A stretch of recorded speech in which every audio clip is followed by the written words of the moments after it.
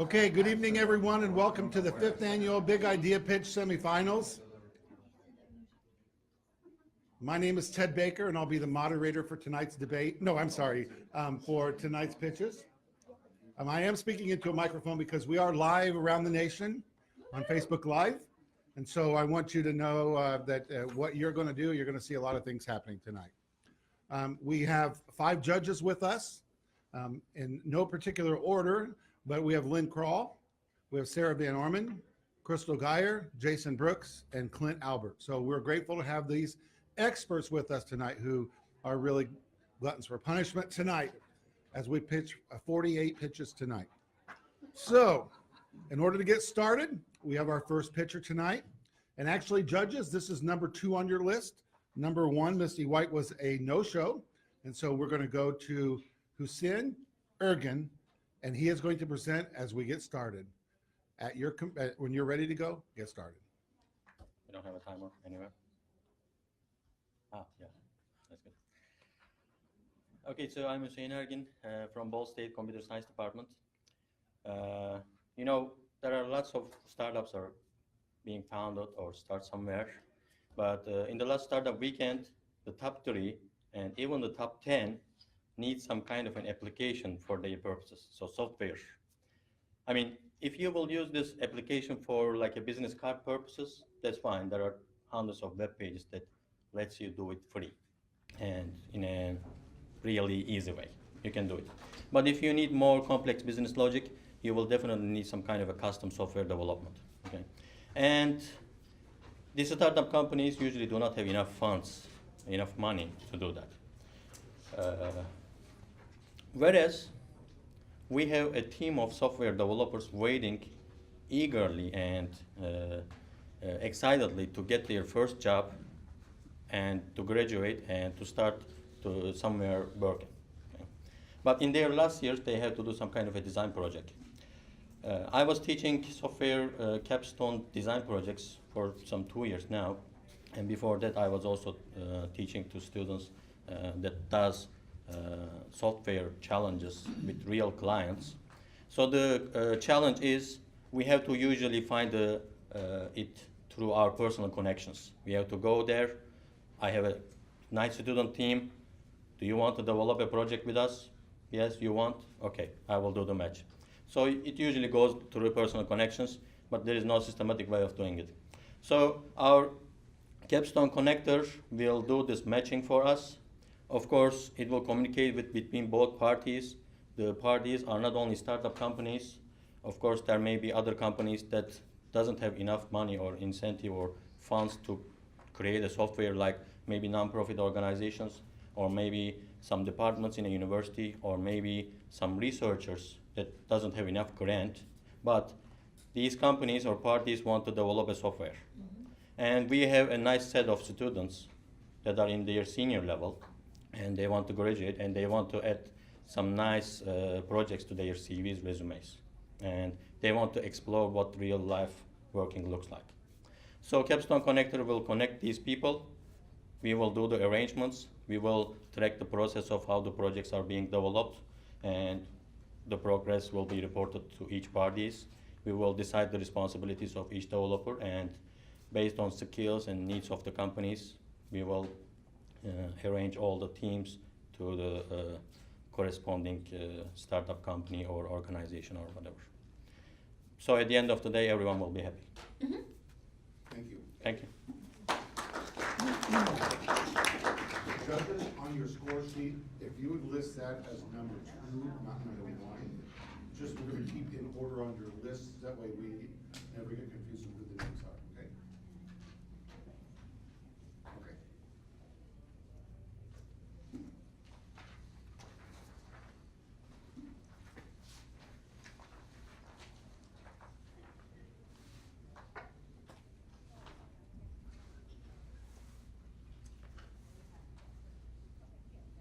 It looks as though number 3 is a scratch also, so we're going to go to number 4.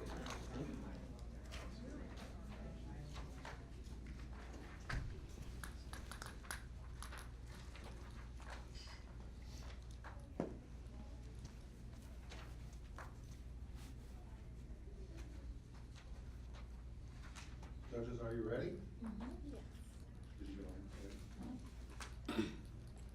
Okay, now this is picture number 4, Esther Bryant. Esther, the clock is there. Start when you're ready. Hi, I'm Esther Bryant, and I want to invite you to imagine with me for a minute. Picture yourself walking to your car alone at night. You hear footsteps walking behind you, and they seem to be getting closer and closer and closer. And just as you go to reach into your bag, bam, he grabs your arm. You start shuffling around looking for your phone, and your bag falls. And you wish so desperately that there was a discreet way to contact your family and friends. Well, now there is. I introduced to you Safeable.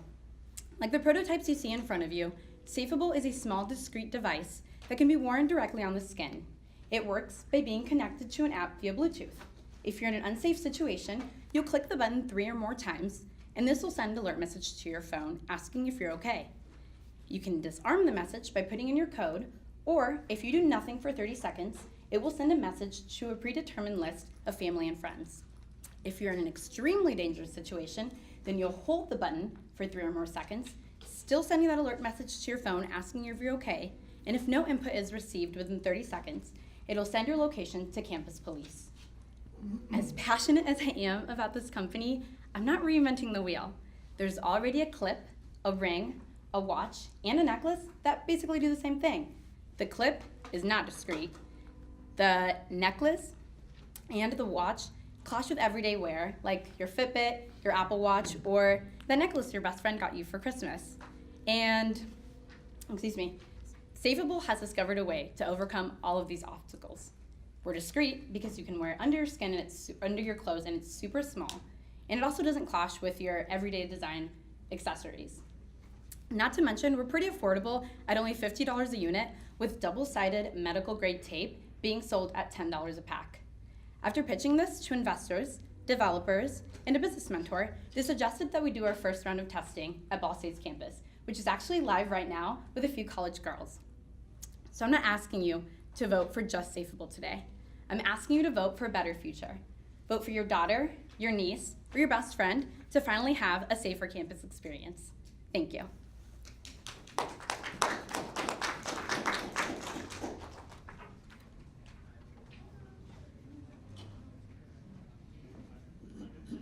you want to know, I'll give you the times for each. This was 2 minutes and 36 seconds.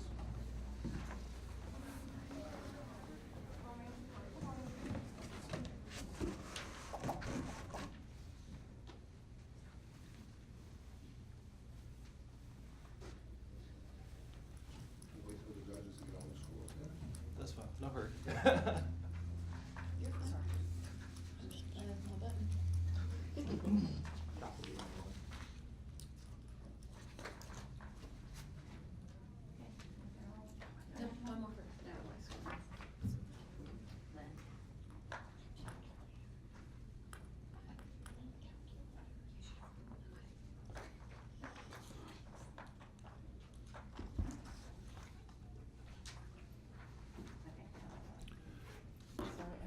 Pitch number 5, Drew Zilkstra.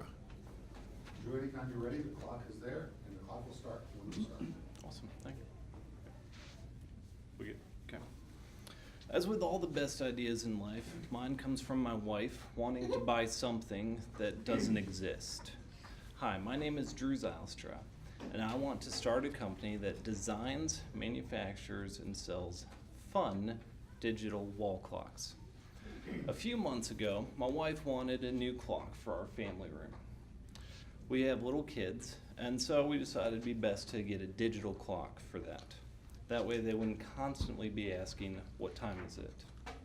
I took this as a personal challenge to go find a creative clock for our family room. Originally I thought maybe a bicycle. That'd be kind of cool.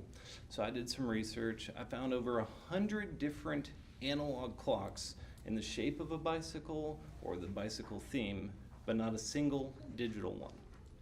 So then I thought maybe an animal, same thing.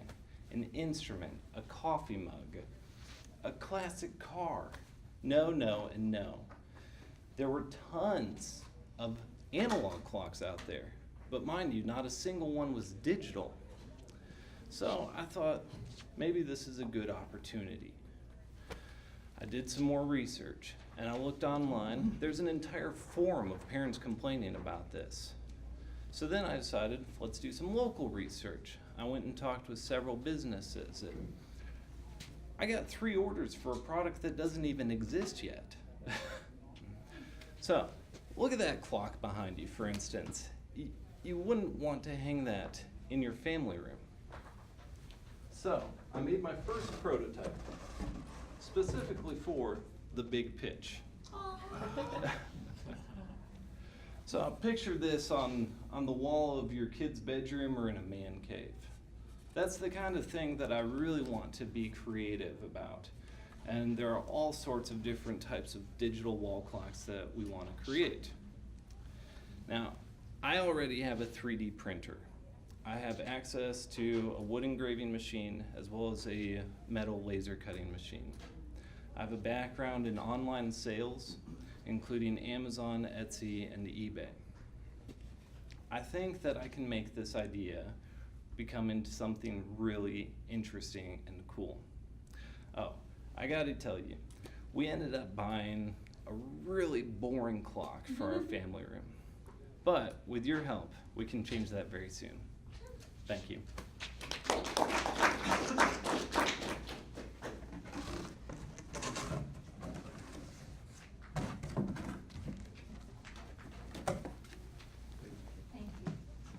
was 2 minutes and 42 seconds. Thank you.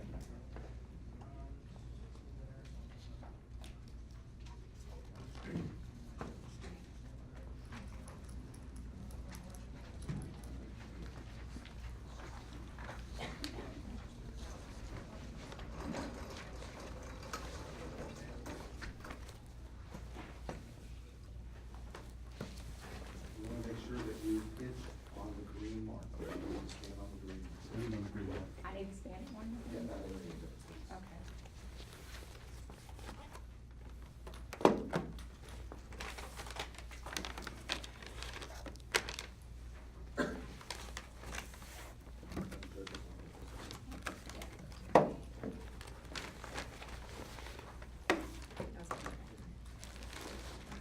And just for your information, Yes. this is pitch number 6, Tammy Tatum. Ready to go? Yes. One more quick second, please.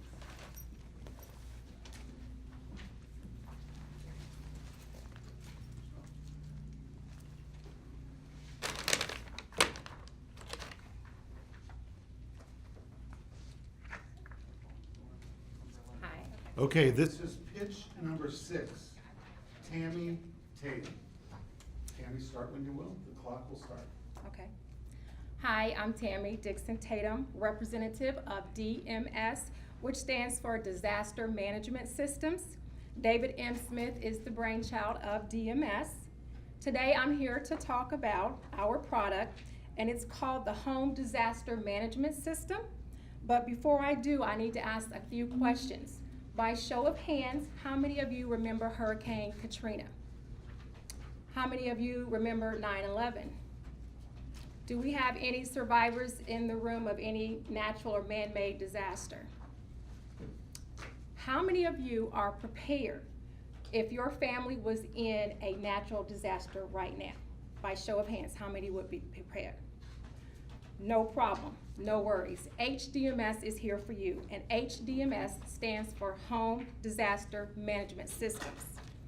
HDMS is a home emergency survival kit designed to help you and your loved ones survive a disaster for 72 hours, which is the average response time for FEMA or any disaster relief group to fully respond.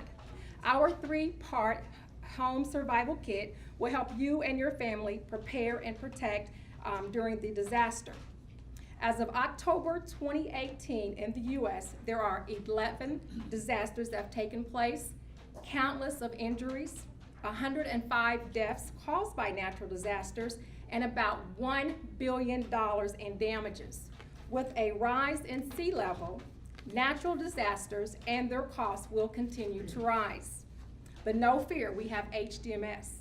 The first part of our kit is a home survival kit, which consists of detailed instructions on how to build your family's emergency plan, capturing medical, financial, and insurance information, as well as instructions on how to construct a shelter in place with our vital survival information and a family communication plan.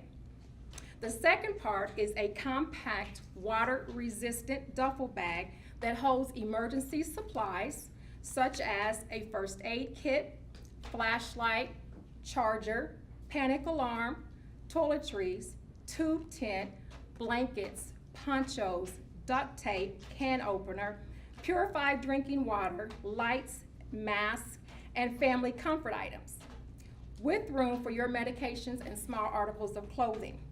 For a family of 4, we have an emergency food ration kit. Our advantage, there is no other company that has all 3 parts together, and these items can be purchased individually or as a complete set, and our target market is basically for safety-conscious individuals. Thank you for considering DMS and our home disaster management system. Thank you.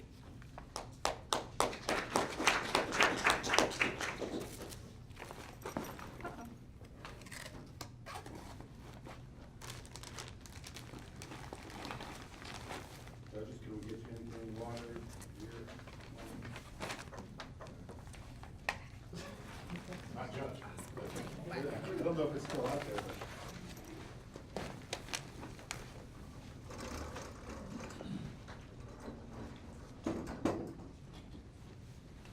Thank you. Thank you very much.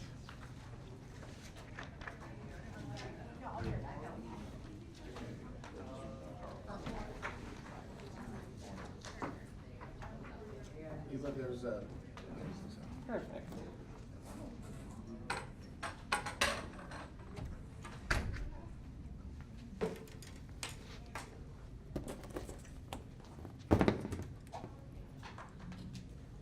Okay, to those of you in Facebook world, we want to welcome you to the Big Idea Pitch again, and I hope you're enjoying this presentation put on by the Innovation Connector.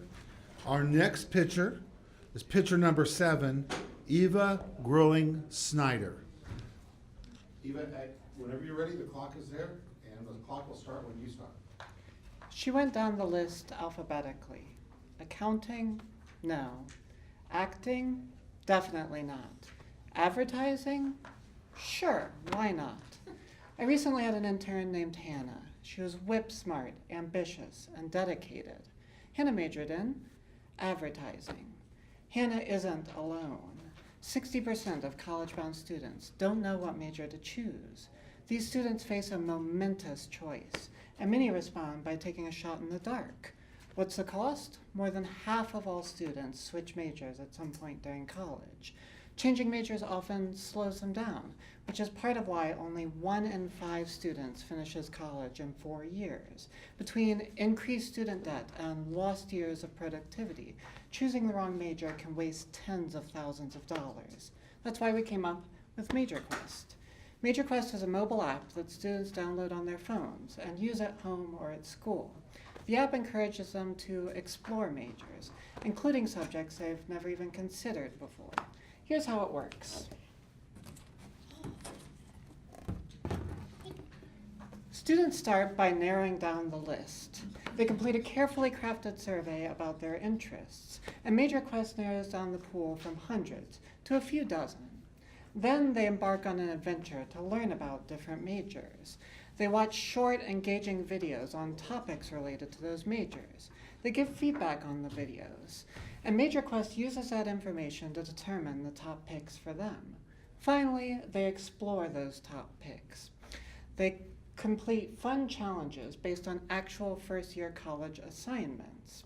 They give more feedback, and the app identifies the 3 majors that are the best fit for them. Through these steps, MajorQuest enables college-bound students to move from confusion to clarity about the college majors that align best with their passions and talents. This process needs to be engaging for teens, which is why MajorQuest players will follow a fun adventure story and explore a game world, all while learning about college majors. Exploration is the core of Major Quest. When students explore more possibilities for college majors, they're more likely to enter college confident and ready to tackle the next 4 years. Major Quest is for the Hannahs of the world. Students are setting sail for uncharted lands without a map or a compass to guide them. Instead of picking a direction at random, these students should be equipped with the tools they need to make an informed decision. Major Quest points them to majors that are the right fit so they can get the most out of their college adventure and make a bigger impact on the world. Thank you. It's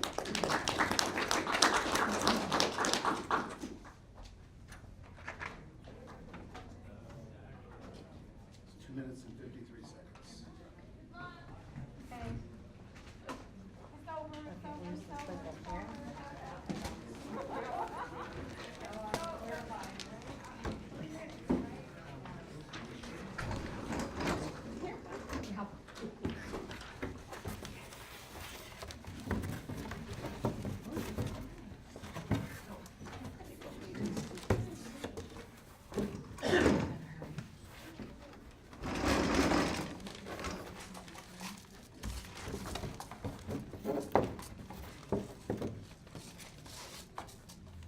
Okay. All right. Hi, everybody. Thank you. Hold on. You ready to go? Yep. Okay, so are you pitching with Gina? Are you Yes. Gina? I'm pitching, yes. Yes. And your name is Stephanie Demers. Stephanie? Demers, Stephanie, how do you spell your last name? Demers. That made me look slow. Okay, I'm gonna just announce it and then we're gonna get going. Sure. Mhm. Okay, so this is pitch number 8. This is Gina Daniels and Stephanie Demers. Clock is there. When you start, the clock will start. Go ahead, Vicky. Okay. Hi, thank you for having us tonight. Like you said, my name is Gina Daniels, and this is my business partner, Stephanie Demers, and we are pitching a program that's called Teeny Tiny Bites. If you have, one of the leading problems in the United States is obesity, and so we have created this program to help people that are obese and have the bariatric surgery. And bariatric surgery is one of the ways that people have utilized to try to lose weight. If you're not familiar with bariatric surgery, that can be the Roux-en-Y, the lap band, the gastric bypass. Currently, there is a 57% of Americans are considered to be obese. And by the year 2020, the CDC has stated that 3/4 of Americans will be considered to be overweight or obese. Currently, we have, over the past 6 years, 44.3% people have elected to have the bariatric surgery. So that's an increase over the past 6 years. People have the increase of the bariatric surgery becomes more and more popular each year by growing in the past 6 years 44.3%. So we know that 50% of the bariatric patients gain their weight back. I am a patient. I've lost weight and have regained, and so this is why this is important to me. And so we are going to do things that make it simple, make it convenient for families. We are going to measure food, prepare it, and deliver it to them. So there's 8 phases to the meal plan for bariatric patients, and because the society is so fast-paced and increasing, and they don't have time, they have to cook for their other family members. They travel. That was part of my problem, and so I'm coming up with this business plan in order to do the things that we talked about. So Teeny Tiny Bites offer simplicity, structure, conveniency. It is cost effective. Our idea is to, after you have the bariatric surgery, you are on a strict diet plan. So you have certain portions that you have to abide by. Yeah, we start from 1 ounce to 4 ounces within the year.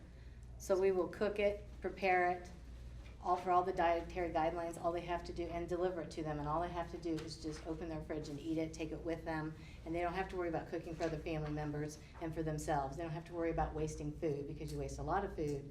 So we'll measure, prepare, deliver the food to you. The problem with people failing with their weight loss program and this bariatric surgery is weight gain due to not having time to prepare their own meals, separately from their family's meals, because the family is going to eat something separate because of traveling, because of saying, well, I'll just eat this because I don't want to prepare a separate meal for myself than I do my family. So, Thank you. Thank you. thank you for your time. Thank Can we do our motto? So let us be part of your journey, one bite at a time. Yes. Thank you.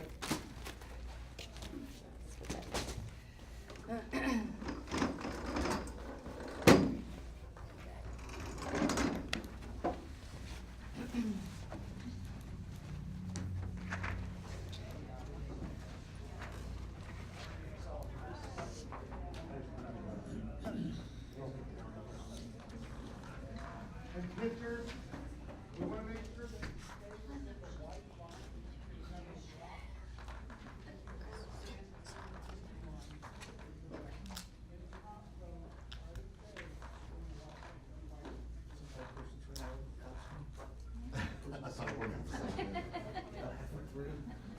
Yeah, I will.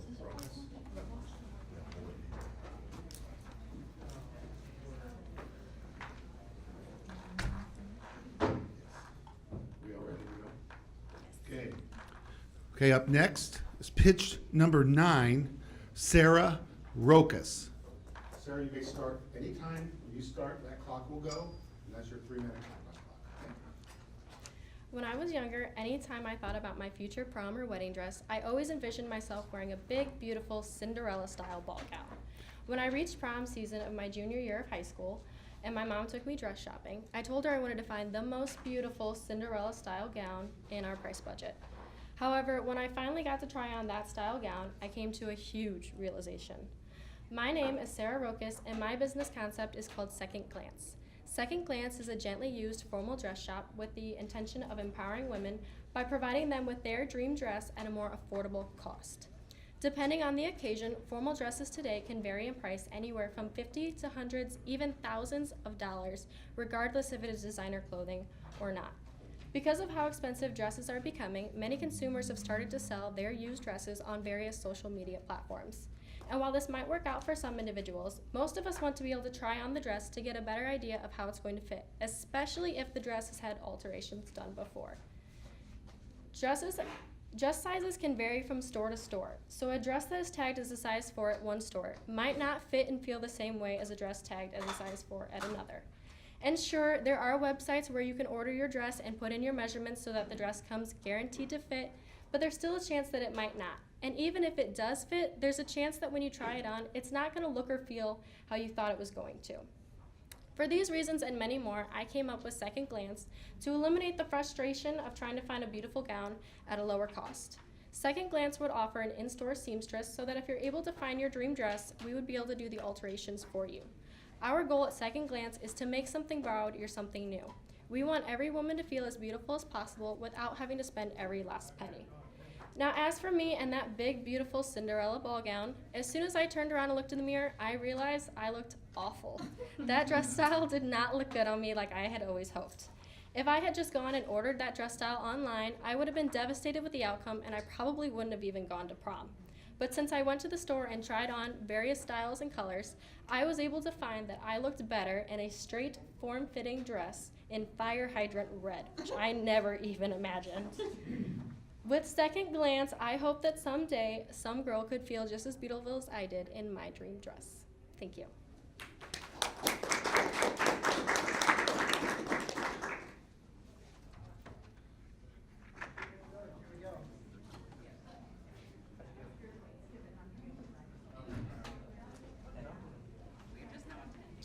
Hey, Josh, we'll wait till the judges are ready, and I'll give you the introduction, and then we'll start. Okay. As I do the introduction, you may start anytime you want to, and the clock is there. Okay. And, just wait for the judges to get their information.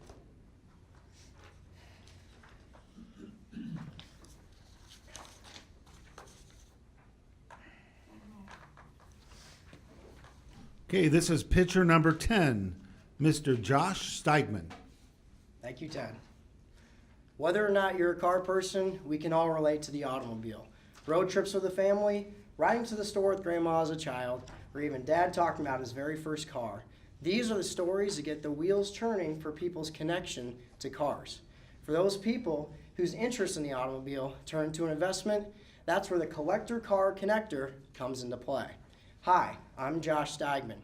Growing up around the Indianapolis Motor Speedway, going to car shows year after year, and working in the $3 billion classic car industry has fueled my passion for cars and has helped spark the creation of the Collector Car Connector.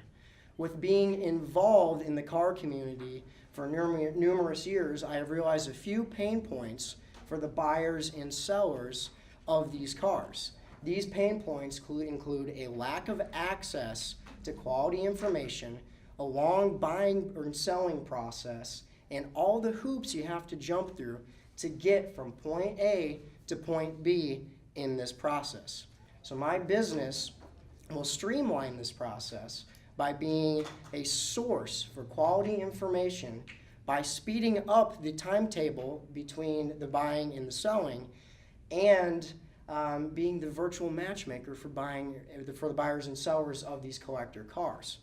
First, the Collector Car Connector will find these cars, then we'll research these cars, and finally connect potential buyers of these cars through multiple forms of transaction. These multiple forms of transaction will either be an online auction, brokerage, and trade. So this business will be 100% online based and only offered to a private buying community, which will have a $300 annual subscription cost. So as a member of this buying community, there will be a low annual cost but of high rewards, as you have first access to collector cars that have yet to be brought to the public market. So as a member of this buying community, we'll find the cars, research the cars, and bring these cars to you.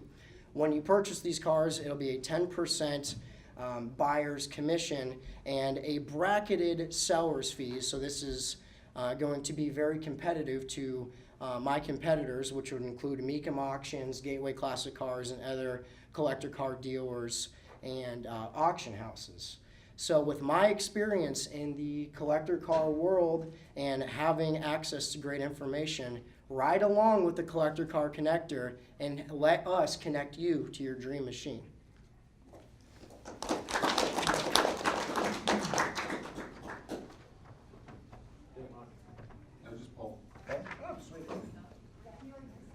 It was 2 minutes and 50 seconds.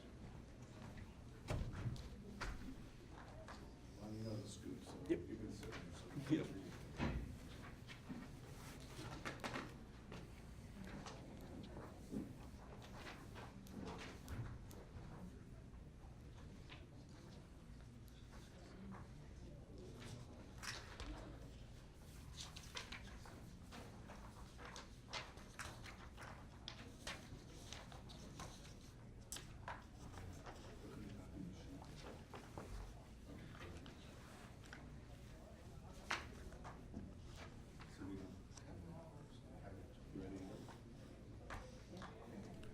This is pitcher number 11, Mr. Von Storm.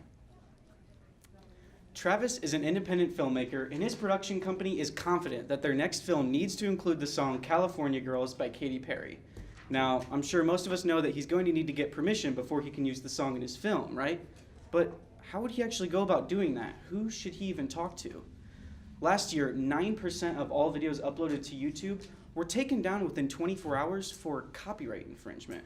I've noticed in my 10 years of content creation that more and more content creators such as independent filmmakers, videographers, music producers, etc. are looking to use copyrighted songs in their projects but aren't willing to or simply don't know how to properly negotiate a licensing agreement with a rights holder. I'm Von Storm, and my business License Guru connects content creators with copyright holders to facilitate licensing contracts for copyrighted songs. License Guru offers an intuitive online solution for creators to license songs, thus bringing in more licensing revenue for the rights holder. Our target customer is a content creation company like Travis's that wants to license a copyrighted song, has the budget to do so, but doesn't yet know how or is hesitant to do so because of how inefficient the process currently is. Right now, our target customer is getting around this issue by using copyright-free music or by hiring an agent to license the song on their behalf. Copyright-free music is generally more affordable and accessible, but you get what you pay for. The music is generally poorer in quality and isn't as recognizable to audiences. On the other hand, hiring an agent can get you access to those recognizable songs, but because it requires so much verbal interaction with a licensing agent, just getting a quote for your license can take several business days or weeks. But with License Guru, by partnering with record labels, we can automate that process. So you can get an instant quote for your license, and you can get permission to use a copyrighted song that your audience knows and loves without having to wait weeks on end. Our research indicates that production companies see getting a quote as the least efficient part of the music licensing process. They did say, however, that on average, they would be more likely to purchase a license if a service like ours existed to make the process more efficient. So our service offers value to both parties. It speeds up the process for content creators, and it brings in more licensing sales for the copyright holder. Interestingly enough, we also found that production companies who hadn't purchased a license before were willing to spend on average twice as much as a production company that had. So therefore, record labels have a financial incentive to do everything within their power, including partnering with License Guru to acquire new licensing customers.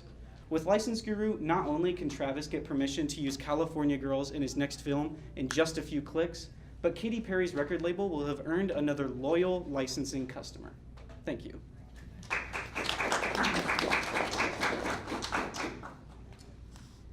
was 2 minutes and 50 seconds.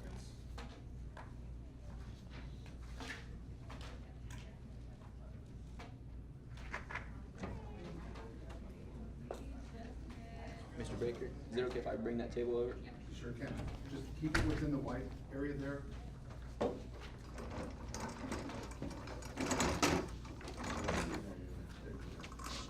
And staying in the green, right? Yeah, you may wanna, is that good? Okay, hold on, wait.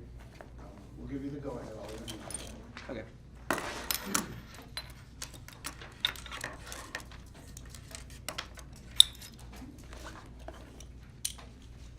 Okay, judges, pitch number 12 is a scratch. No pitch number 12.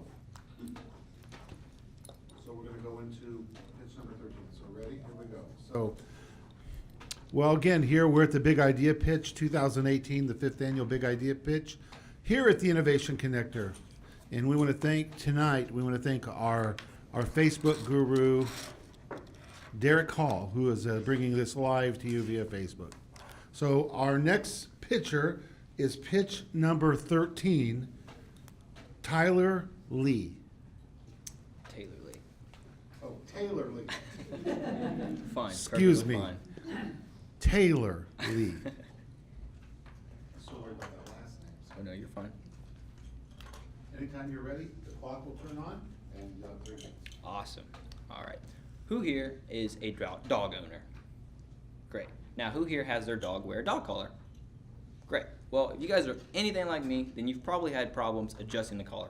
For instance, you try to pinch through here, then you pull through, and then there's still slack, and you're wondering, what did I do wrong? My name is Taylor Lee, and I'm the founder of Paw Frenzy.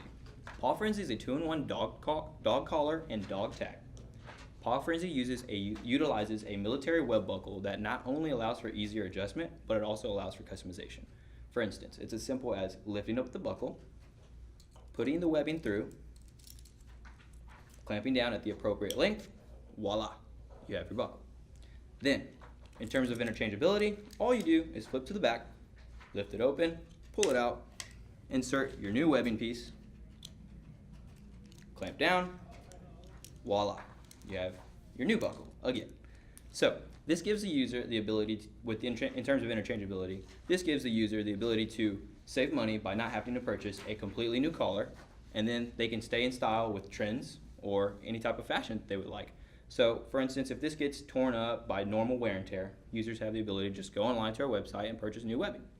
Now, for the actual customization part itself, we go through an online basis, and users will go online by first selecting the size of the buckle itself, and then what type of finish. So titanium or black is what we offer, and then they select the type of webbing out of the many materials and options that we will offer. So for the actual image itself, they'll go to their own canvas by using photos or text and clip art through the samples that I provided, and then boom, you're done. And you have your personalized image on your own dog collar that represents yourself or even your dog. Now, you really wouldn't be a man's best friend without a bottle opener, if you know what I mean. So, Paw Frenzy is a completely customizable, interchangeable, and most of all, easy to adjust dog collar and dog tag. Thank you.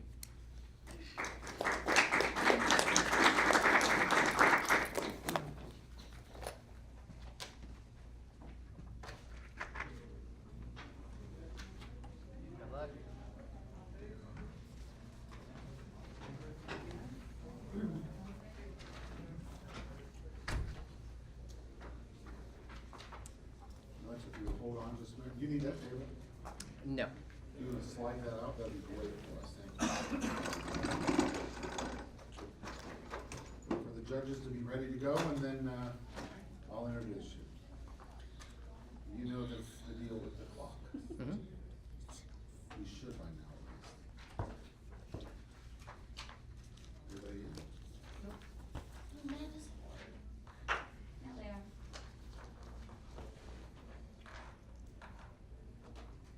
Okay, please welcome to the pitch stage, pitch number 14, Mr. Alex Kane. You're out at a party, hanging out with friends, music is going and you're having a good time. Then all of a sudden, this guy jumps up on a table and yells out, "I'm the best catch in the house. I'm smart, I'm funny, and I'm obviously good looking. Does anyone want to go out with me?" As you can imagine, this is not the best approach to building a relationship. However, oftentimes, this is exactly what brands do. Whether it's while watching TV, listening to the radio, or scrolling through social media, they interrupt us to tell us how awesome they are and to talk about themselves. With brand story, talk about themselves. However, oftentimes this works as good for brands as it does for the guy at the party. Hello, my name is Alex Kane, the founder of Brand Storyboard, a brand storytelling marketing agency that crafts objective-driven stories that come to life through marketing, video, and digital media. We tell stories with a unique style and personality that make you lean in and want more, turning your customers into brand ambassadors, and your customers into brand ambassadors, and your brand into a Netflix binge. Having worked the last 2 years as a marketing consultant, one of the very first questions I ask clients is why they do what they do, and this often leads to them pulling out their mission statement. However, these mission statements are often business focused and not focused enough on the customer or broader picture. With Brand Storyboard, we go beyond the mission statement to identify their happily ever after, the reason they do what they do, giving their customers something to connect with and their brand something to compete against with their competitors. Let Brand Storyboard help you tell your story. On average, customers are 22 times more likely to connect with your brand through a story. Also, consumers today are not buying products, they're buying feelings and experiences. So don't be that guy who's boasting about himself at a party. Let Brand Storyboard help you tell your story. Thank you.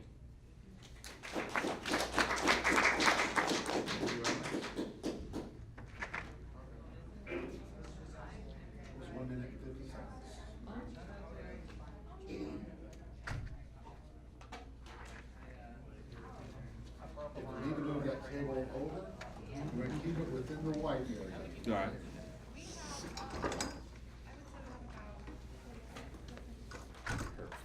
How's that?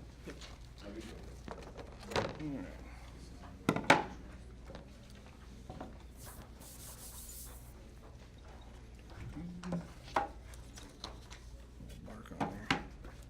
There we go.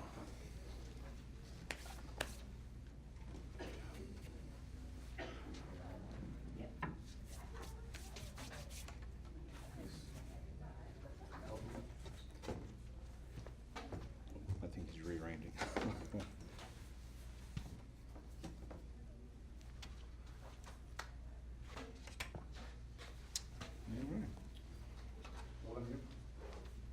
Okay, I'd like to introduce pitch number 15, Charles Thornburg. All right. Hi there. My name is Charles. About 7 months ago, I started a business called Yesterday's Tree. What I do is I keep my eyes out for trees that are being cut down, I'm always listening for chainsaws. And then and when I find one, I go get it, and then from there, I've got a guy that I work with that he has a portable sawmill. And then for really big stuff, then I have my own. This is a tree. This real quick. This is a piece of cherry that just came out of my kiln. You can see the one side is the rough cut from the saw, and then the other side, I finished that out just today. So for really big stuff like this is 13 foot long. I cut that up with a chainsaw, one of the that little rack that goes on the top of that. And then from there, I dry that out in my kiln. And once it's down to the correct moisture content, there's me with my little chainsaw. Once I get that down to the right moisture content, then I build furniture with it and things like that. So there's my dry kiln that I built in my backyard. It's a solar dry kiln, dries it all out. So from there, once I have it all finished out, since I couldn't really bring in a dining room table or anything like that, that was the smallest thing I could make. So I make anything that comes to mind, really, and just pass that along. Those are a couple of cutting boards I made. I sold a bunch of those a few months ago at a patio. Yeah, it's kind of a big, heavy one. So here's a picture of my shop. So basically what I like to do is I take a tree that's destined to be put through a chipper and thrown into a landfill or made into firewood. And from there I cut that up, turn that into a usable product, and give it another 100 years after that. So this is a big table that I'm currently finishing up. I've got about another half a day left on that. So another thing I like to do is work with epoxies along with the woods. And this is the biggest pour that I've ever done. Here's this will give you an idea of what the finish feels like. This one here was just a sample, so ignore the roughness. That was quickly done. But so yeah, they're super, super hard. They're just really cool looking. You have a lot of variability to it. You can get any colors that you want. You can get any size, anything like that.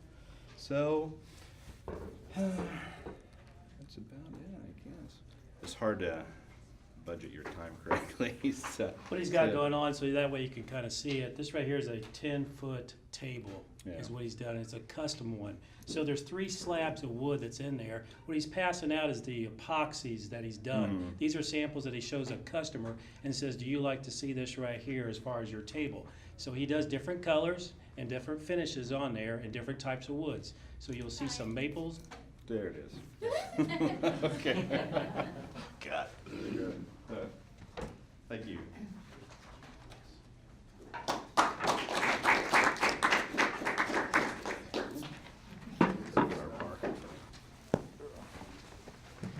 are we doing, judges? You doing all right?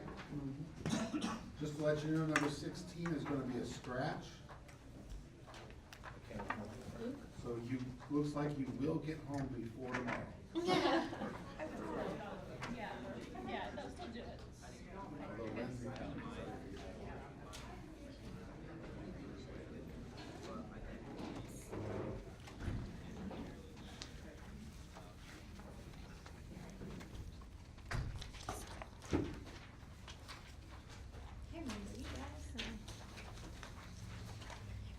Okay, they're all in.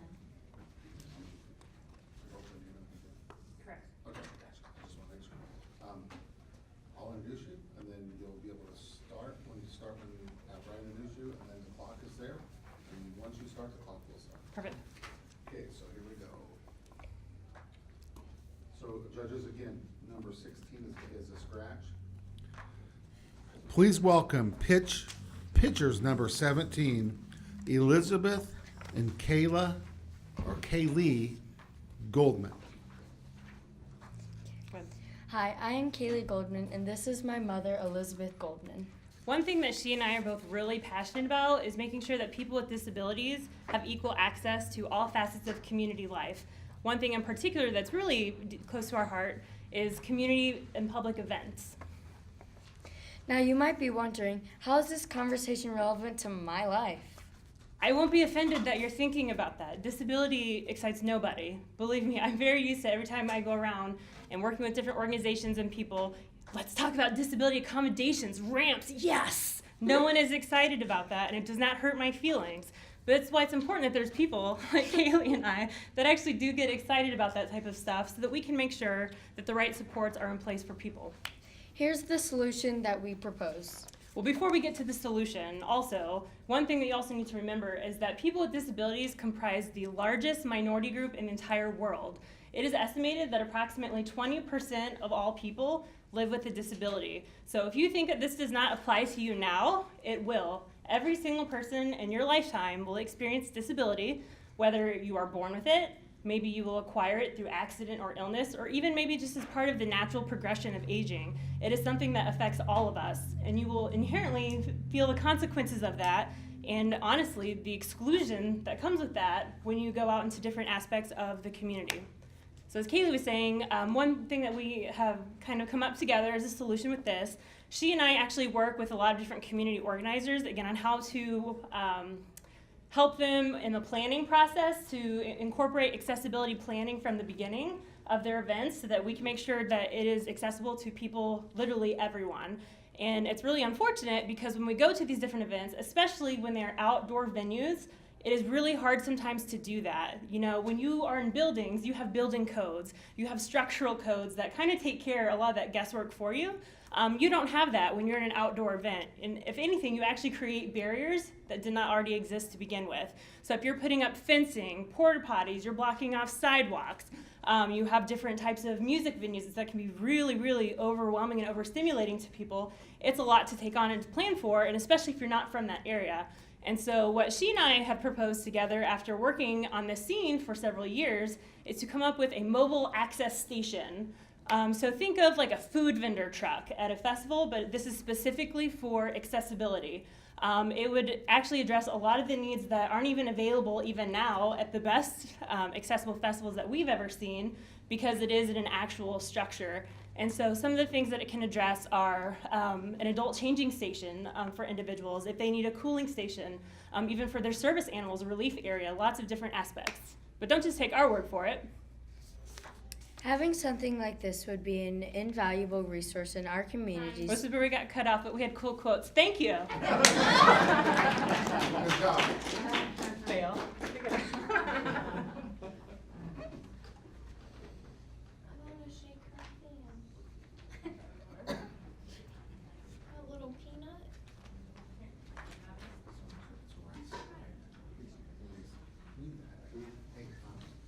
So I'll announce you guys, and then you're on the green. And after I announce you, start whenever you want, and you're familiar with that. Yeah. Sounds good.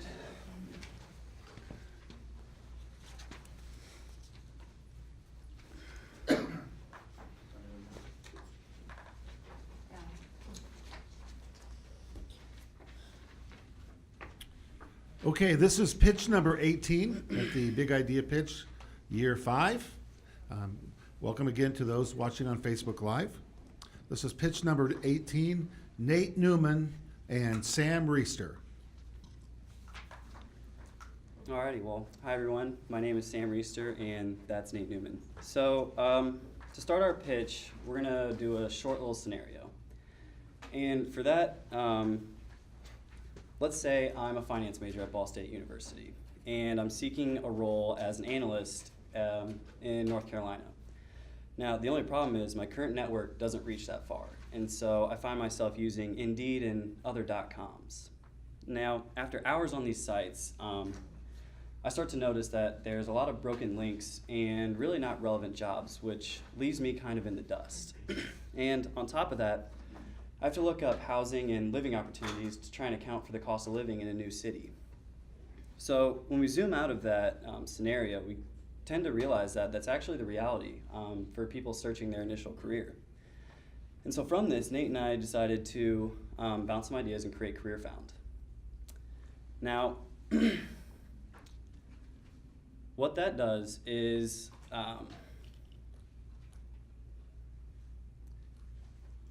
we started to apply the needs of a user. So we started with geolocation.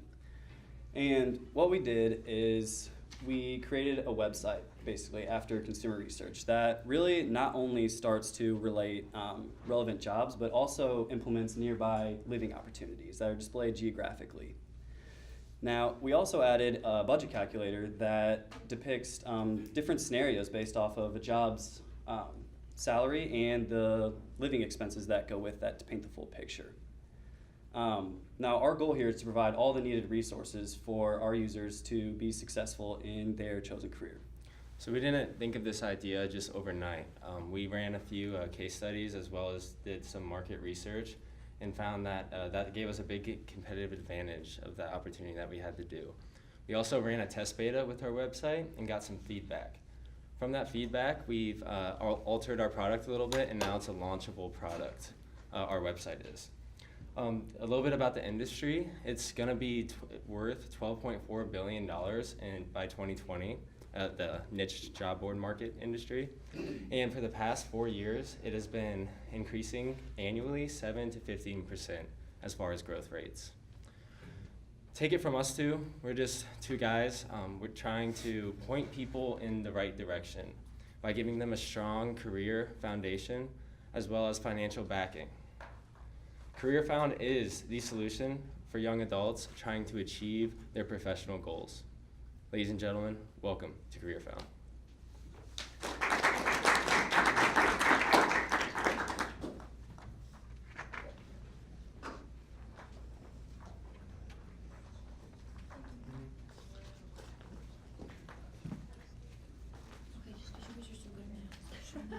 Chloe, right? Yes. So just, I'll announce you.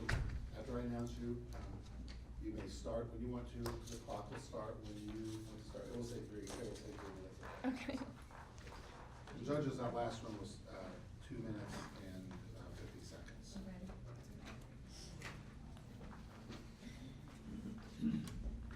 Okay, please welcome pitcher number 19, Chloe Harmon. Plastic. It's everywhere.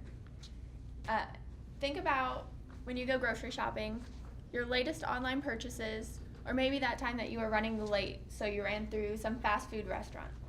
What does all of this stuff have in common? It all contains some form of plastic packaging. 40% of all plastic is turned into some form of packaging. And so where does all of this go? Well, maybe some of it can be recycled. Most of the time, though, it's just thrown in the trash. And when it goes in the trash, it eventually makes its way into the oceans. Nearly 1 garbage truck of plastic is dumped into the ocean every single minute. So I'm sure you're wondering, why does this even matter? In Indiana, there's no oceans nearby, so how does this actually affect me? Well, plastic is finding its way into our food chain. Eventually, without even knowing it, we might start consuming the plastic ourselves. And this problem is only going to get worse unless something is done. That's why I believe we can create an alternative packaging made out of recycled paper products. With this packaging, it'll be durable pressed paper. It'll be water resistant because we will use sustainably sourced resins from trees to maintain that durability. I want to be able to take this product and to make it into flat reams that can be outsourced to material for companies like online retailers such as Amazon, and eventually move into the prepackaged food industry. By doing this, it allows other companies the flexibility to use my product in the way that best suits them. Also, if my product is just thrown out in the yard like a lot of people do, it's not going to have a big harmful effect on the environment. Because it is made out of paper, it'll be able to naturally break down, unlike plastic. Also, with any source of manufacturing, you need some form of energy. So that's why I would also like to take recycled plastics and turn those into a source of energy. We can do this by one of 2 ways. We can take polyethylene, which is the most abundant plastic found in the earth, and break it down. It's a slower, more expensive process, but using catalysts, we can break it down to the atoms and then turn it into diesel fuel. Another option that we could do would be taking the plastic that we find and incinerating it. By doing this, we can create steam power. I know this is a very, very tall order, wanting to create a new packaging and to want to create a new source of energy for my manufacturing. Okay. Thank you.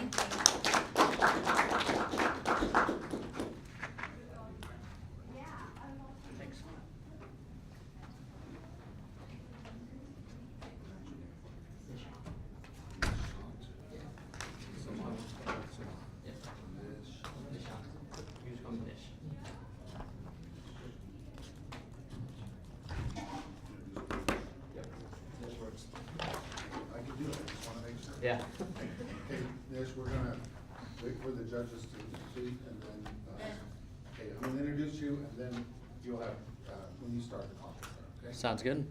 Okay, here we go. Judges, are you ready? How are you doing on breaks? Are we just keep going? You want a break sometime soon?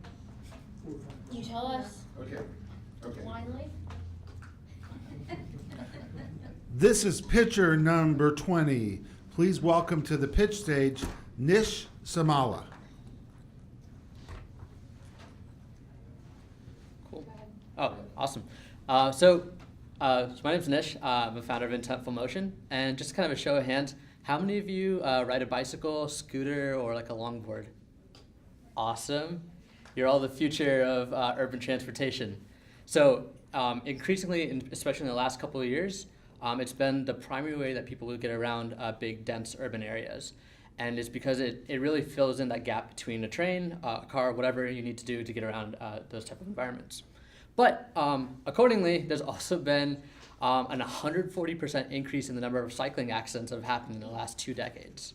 Now, this is because the way that people move about on these type of vehicles is drastically different from the way that people move about in cars. And cities have really been designed around the way that cars move around the city. So how do you solve that problem? Well, so my proposal is that you use smart lighting that you can attach to any bicycle, any scooter, any longboard. In fact, you use this little device right here, and you can put it on your backpack as well. And basically what it does is it uses the same type of lighting that you use in a car to actually communicate what you're about to do, to change directions, to brake, to accelerate. So it gives you the opportunity to speak the same language as drivers. On top of that, it also is collecting information about riders' intent versus the way that riders actually move around. So 10 different people are going to turn left 10 different ways. So if you have information about that, you can model that, and urban planners can use that information to make better decisions about how to design their cities to better accommodate both drivers and these type of people on these type of vehicles. Now, there's a market of in the United States, about 66 million people who ride bicycles to work today. About half of that number are safety conscious. They use helmets, they use high-vis jackets, stuff like that. And another, probably a third of that are pretty tech focused. So that's really the target market for an idea like this. It's about 7 to 10 million people. We've already done some price testing and actually sold this product to consumers. So we know that people are willing to pay the price that we're looking for it. So in terms of just the opportunity from that 7 to 10 million, it's about a $1 to $1.5 billion opportunity just on the hardware product alone. On the data side, it's even bigger. If you take a contemporary who does tag data for self-driving cars called Scaled API, their Series B valuation post-money was $93 million, and that valuation is going to keep going up. So there's definitely market value in terms of having tagged data, understanding the way that people move about cities. In terms of competition, there's people who have like static lights or existing lights on bicycles, but they don't really convey intent to move around. So that's kind of the proposal for my product called the AMP. And I hope you guys think that it's something that's worth pursuing. Thank you very much. Thank you. Great job. 2 minutes and 53 seconds.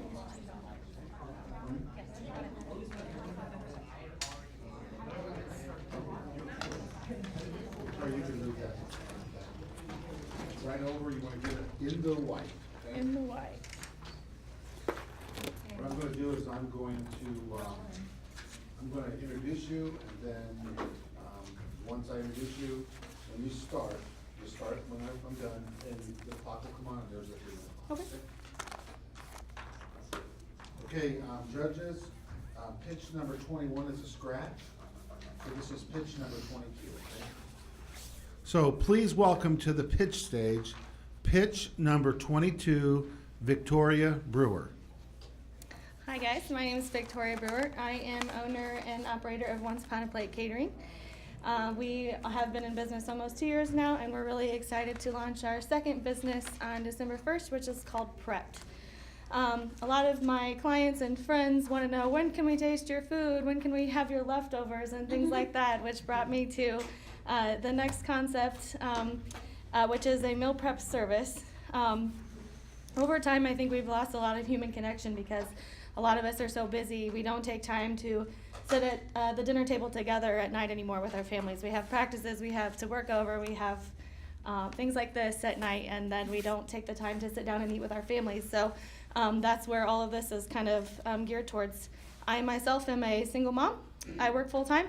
I run Once Upon a Plate Catering, and I do not take the time personally to plan my meals, prep my meals, cook my meals, and we are very guilty of running through the drive-thru quite a bit. Prepped is going to be whole, healthy, chef-prepared meals. We have a registered dietitian on staff. We are going to gear this more towards healthy eating and athletic-minded people, but we also will have some home-style things like chicken and noodles and lasagnas and stuff available to pick up. We are partnering with Trans-In Delivery to offer delivery service as well, so you can stop by our location, which is a registered kitchen with the health department certified and everything, so we do have to follow all the rules as far as labeling everything and dating everything. These meals will be microwavable, ready to heat and eat, so you don't have to do any prep yourself. You just put them in the microwave, take them to work, heat them at home, whatever you want to do. We did a 2-week test run for this a year ago this month, and we had 140 families that came to us to use this service. The next week, we did 180 families using this service, so that we know that there's a need for it here. Our competitors would be in Fishers or Portland is the only place you can drive and get these prepped meals now, so there is a need for it here in Muncie, which is why we want to launch.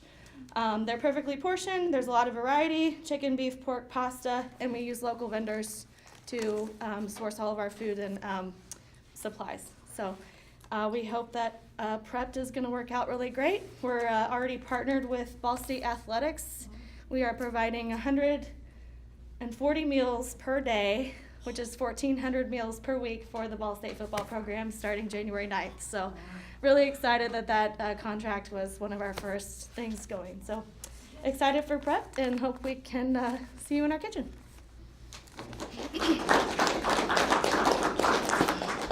Great job. Yeah.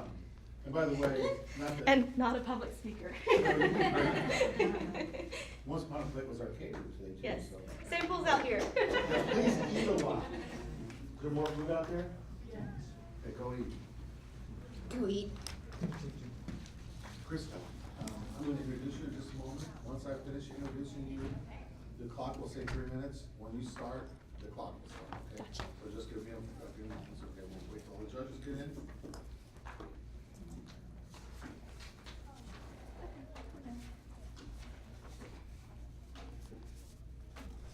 Okay, if you're out in Facebook Live world, we welcome you again to the Big Idea Pitch competition. This is the 5th year, and it's hosted at the Innovation Connector in Muncie, Indiana. And we're getting ready for pitcher number 23, Krista Kendall. Hi, my name is Krista Kendall, and I am a professional organizer. So let me set a scene for you. You wake up in the morning, you open up your closet to pick out your clothes, and you can't find anything. Things are just scattered everywhere. There's a bunch of clutter. It's a clutter closet disaster. So you decide, I'm gonna go on Pinterest and I'm gonna find a solution to this problem once and for all. You find the perfect one. You buy the bins, you buy the boxes, you buy the matching hangers, you get it all set up. 3 weeks later, you get up, you open up your closet, still a disaster. Except now you've got the bins and the boxes and the matching hangers falling on top of you when you open the doors. So why didn't that work? It's because organization, it's not about the bins and the boxes, it's about the system. And those systems need to be tailored to your lifestyle and also to something I call your organizational archetype. So there's 4 of them. You start off with your B's. Your Bs are very visually oriented. They love seeing their things around them, but they're also detailed. So these are the people you walk into their house and their bookshelf is organized alphabetically by color. It looks perfect. Then you have your birds. Your birds are also visually oriented, but for them, they don't like those detailed systems. Their brains don't work that way. So these are the ones that think that it's hopeless, I'm never gonna get organized. That's not true, they just need the right system. And then contrasting to that, we have your dogs. Your dogs also don't really like those real detailed systems, but for them, they wanna see their surfaces clear all around them. So these are the people that their counters, perfectly clear. Then you open up the closet or the cabinet, everything's falling down on you because they shove all of their clutter in there. Then your last one are your cats. They also love clear surfaces, but like your bees, everything's organized. So you open up their cabinet and their spices are in alphabetical order. It's perfect. The reason why a lot of systems or a lot of those Pinterest solutions don't work is because they're not necessarily designed for, say, your birds and your dogs. For me, my goal as an organizer is to sit down with you and we'll talk about the systems in your life that are already working. And then we design the other systems around that so that my goal is I'm not here to clean your closet. I'm here to help you keep your closet clean. I only want to be hired once. I don't want you to have to hire me again. I want to suggest the right products. I want to suggest the right systems so that you can keep a clean, organized home. Thank you.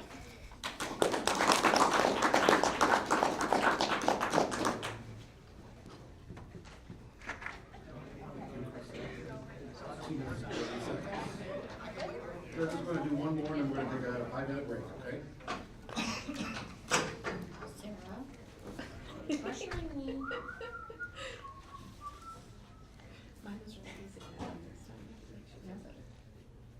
Kylie, you got the scoop. We're going to, the judges will take their score sheets in. I'll announce you. Once you start, the time clock will start, 3 minutes. And there you go. Okay, thank you.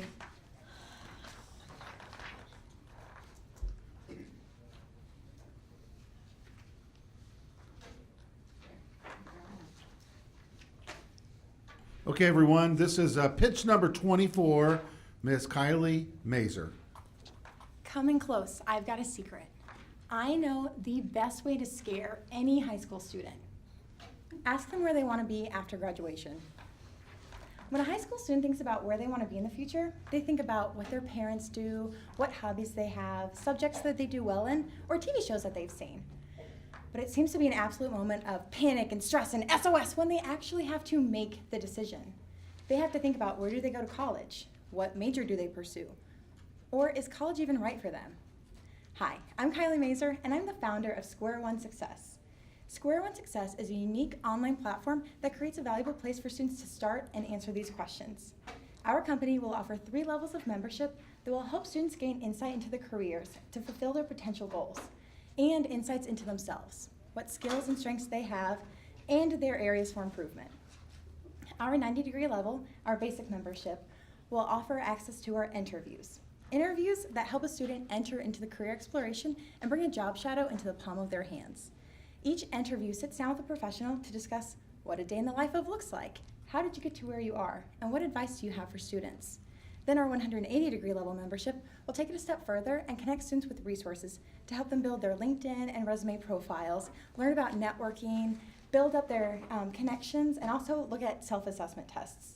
Then our 360-degree level, our full overview, will connect students with a coach to help them look at what experiences they have and what results they've produced, as well as create an action plan to move forward.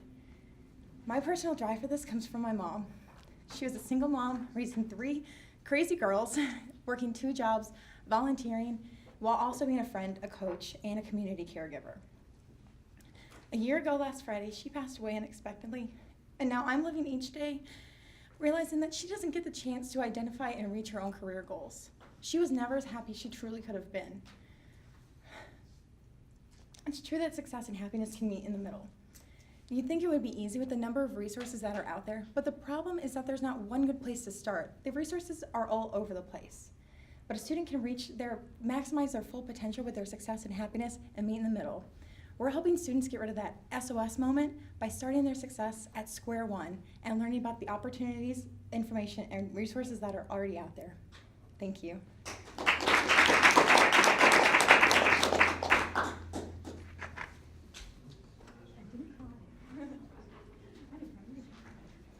minutes and 30 seconds.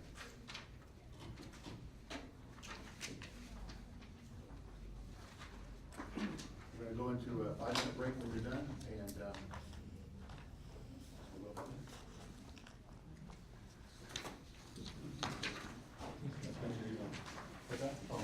there. Multitasking, as I always say.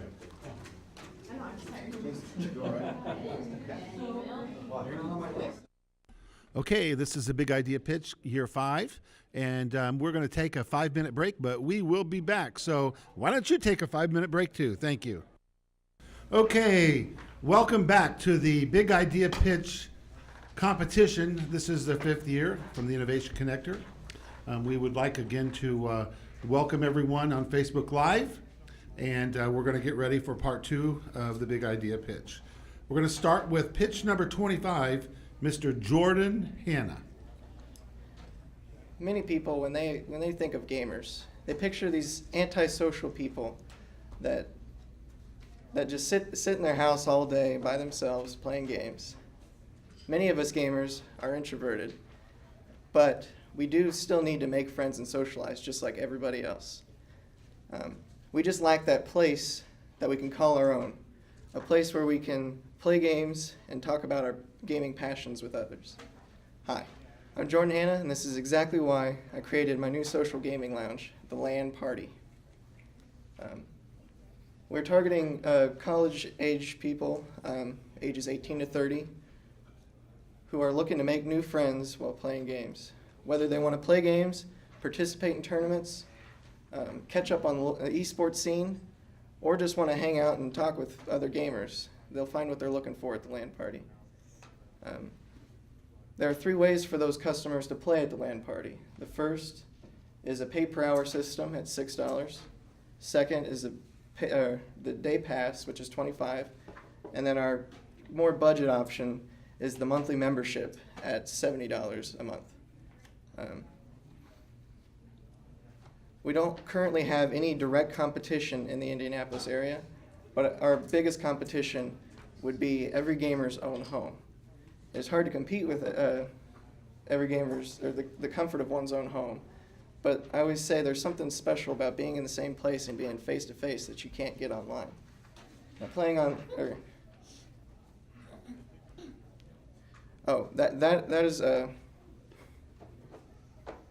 that's where the LAN Party comes in. I'm always open to more feedback, and if you'd like to learn more about what we are doing at the LAN Party, please come talk to me. Thank you. Okay,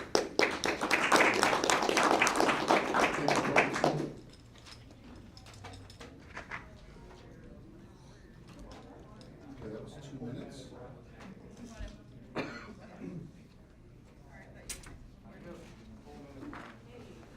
Okay, Evan, I'll introduce you. After I introduce you, you may start anytime when you start. The clock will go. Okay. Do I need to be standing? Yeah, in the green is good. Okay. You ever seen a clock like that before? Yeah, just a couple times.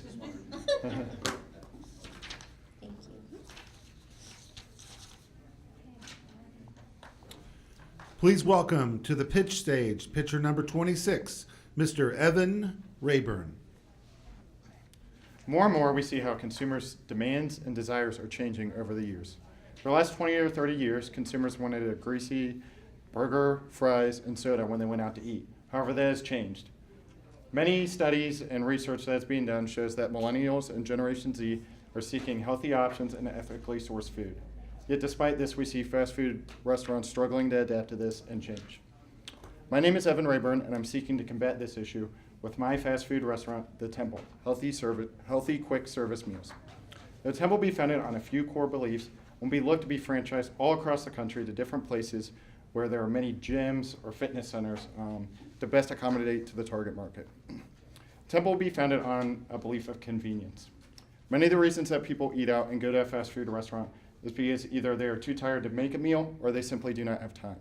We will capitalize on this by having a drive-through window, something that is different from places such as Panera or Chipotle, which might be seen as healthy alternatives. And we will have mobile ordering, which is different from some of the current fast food options such as Wendy's or Burger King. On top of this, our menu will be catered in a specific way that will target the different types of nutrition plans or workout plans that people are currently adhering to. For example, I have a friend who adheres to the keto diet. So there will be various meals on the menu that cater to this keto diet and are targeted to the types of macronutrients that these types of consumers need. On the flip side, I have some friends who are into weightlifting and bodybuilding. When they go to get a meal, they are looking for a few specific things, mainly a high protein intake. It can be challenging to reach these protein totals when you go to other restaurants and the beverage options are things such as sodas or other unhealthy drinks. At a restaurant like the Temple, we'd have beverages such as protein shakes or different various things similar to that would give consumers that type of protein that they need. In addition to this, we'd have sides that are different from other fast food restaurants that are catered towards being healthy and overall healthier options. These different types of sides could look like things such as cottage cheese, Greek yogurt, string cheese, things like that give the consumer that energized, healthy feeling when they leave the restaurant. In addition to this, we want to give the consumers a feeling of inspiration and overall an uplifting feeling when they come in the restaurant. Studies show that when consumers go out to eat, they're seeking an experience more and more than in years past. To adhere to this, we'll play music that is uplifting and inspires the consumer to reach their goals and eat right.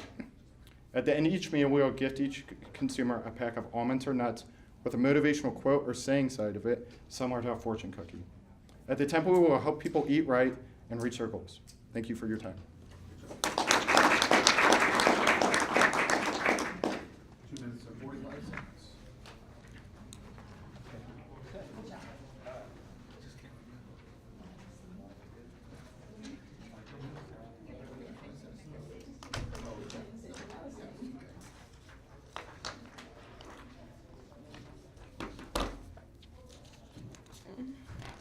Brianna, I will introduce you once all the scores are in. And we'll start. So you see that clock before? Okay. Something Yes. like it. Okay, we're ready for picture number 27. Please welcome Brianna Noecker. It's Friday night and you're exhausted from the workday, and your significant other asks, "What do you want to do tonight?" Sometimes that's not an easy question to answer, especially when your brain is tired from working. But it's Friday night. You still want to go out. Today, consumers use sites like Groupon that focus on deep discounts, but they don't package these discounts together to create a fun outing, leaving the user to have to search through tons of listings to try to find some cohesive coupons. My name is Brianna Noecker, and I'm the founder of TownPass. With TownPass, you no longer have to struggle to make plans. We offer pre-packaged things to do around your town. We focus on local amenities and activities specific to your area and arrange them by group size, price, and time commitment. We have packages tailored for date nights, family outings, and more. Whether it's a casual night out or something a little more special for you and yours, TownPass has something to meet your needs. We want TownPass to work with technology already being used, so we made it available through our website and app. Simply choose your package and purchase it. You can then access that pass through the app or TownPass's mobile website. Then when you arrive at your destination, simply show the business your pass and they'll take care of you from there. Small businesses are as different as night and day. Each one has their own specific needs. Whether it's offering a small discount or creating a special selection of services for the TownPass users, we will work with businesses to determine what's right for them. Together, we will decide the amount of packages to offer and a commission that benefits both parties. Today, it's getting harder for small businesses to survive against big chains moving in, and TownPass wants to support these small businesses. By using TownPass, we can rediscover our towns and keep local businesses alive. So who's ready to celebrate small business and feel like a tourist in their own town? Thank you.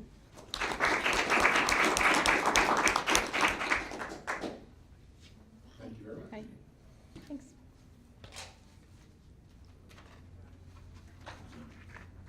It was 147.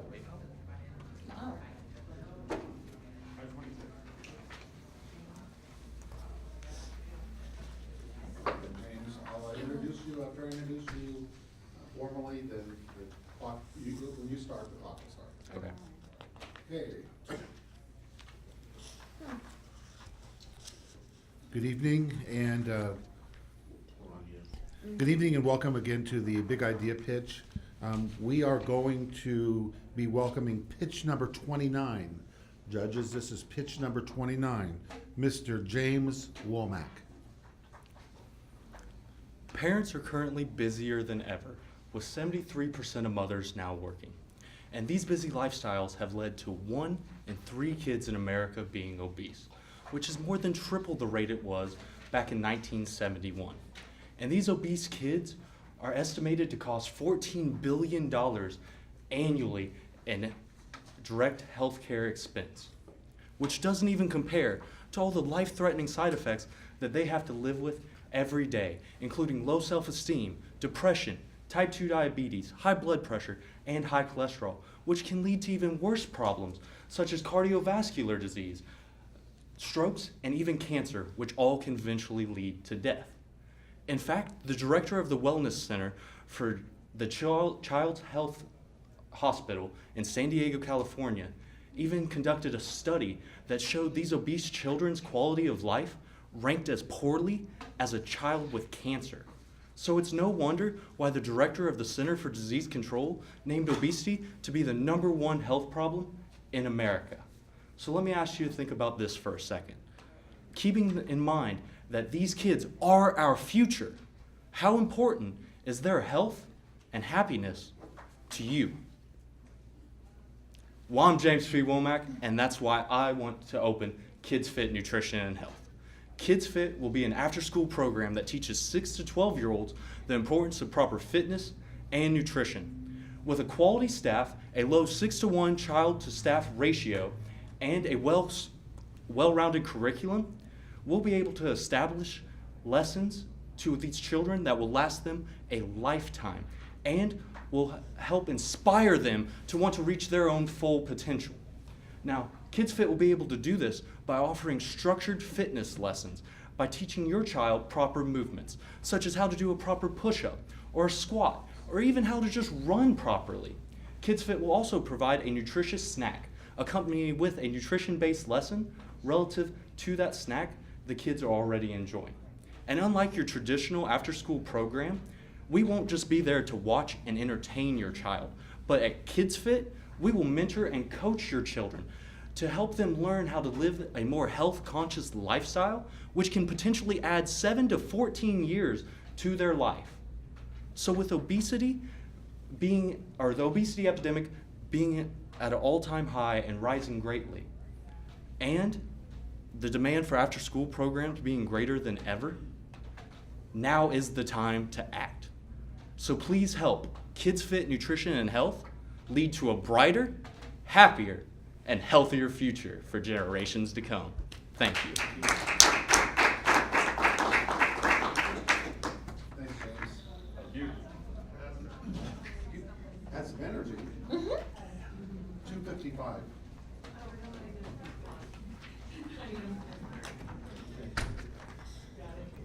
Jeff, if you would, I'll introduce you formally, and then once I do, you'll start, the clock will start when you start. Very good, thank you, Ted. Okay, folks, judges, this is pitch number 31, okay? So number 30 is a scratch. This is pitch number 31.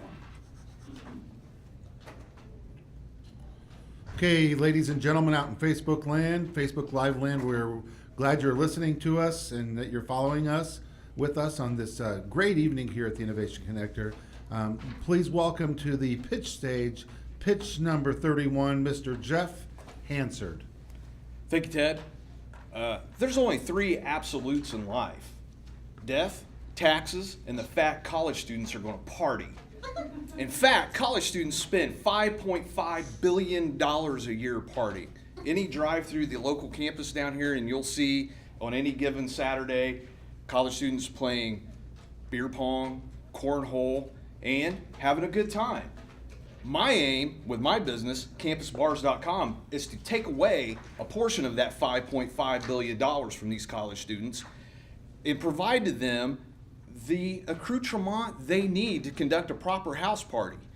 So, what does this mean? Well, this means in order to conduct a proper party, you need a bar, you need a beer pong table, and you need a cornhole game. The cost of going out and partying and driving a car and getting a DUI for students has gotten too high. There's a lot of risk academically and legally. So to conduct a proper house party, you're going to need to set up your pad, what I call the Party Pad Special. So for a low price, my business, campusbars.com, will deliver to your off-campus house a nice, sturdy bar in any size you wish. In fact, these bars are customizable in any size from 4 to 400 feet. You will also get a set of cornhole games, and you will also get a beer pong table delivered to your house. I can do this because the bar is utilizing construction technology, which allows me to produce the bar for a relatively low price.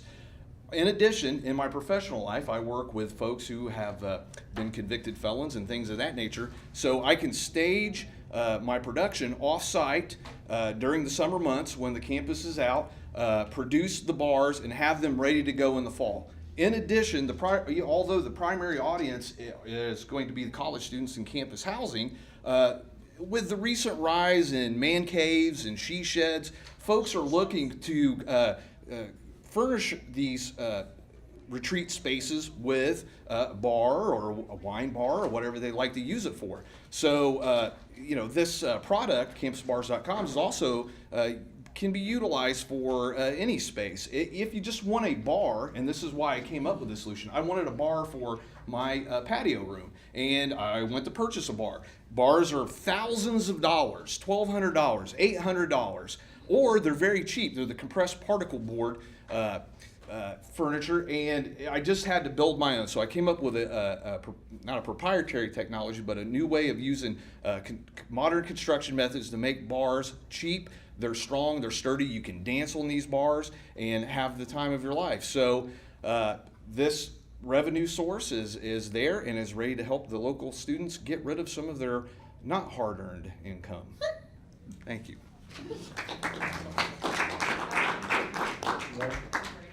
Yeah, that was right at 3. That's all.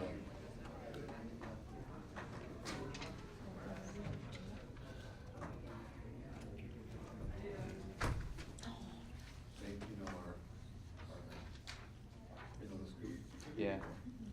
I'm gonna give you a sticker because you're cool. I'm so cool. Yeah.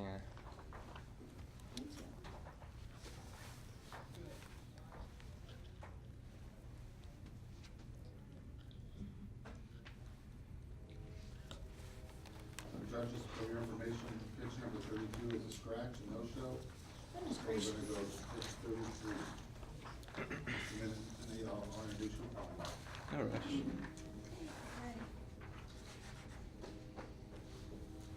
Okay, ladies and gentlemen, please welcome to the Innovation Connector Big Idea Pitch stage. Pitch number 33, Mr. Nate Spell. 1.8 million words. That's the value of a 1-minute video, according to Forrester Research. Businesses are embracing online video as a more personal and engaging way to connect with their audiences. Marketers around the world name video as the #1 type of content with the best return on investment. So why aren't small businesses utilizing video more for their brand?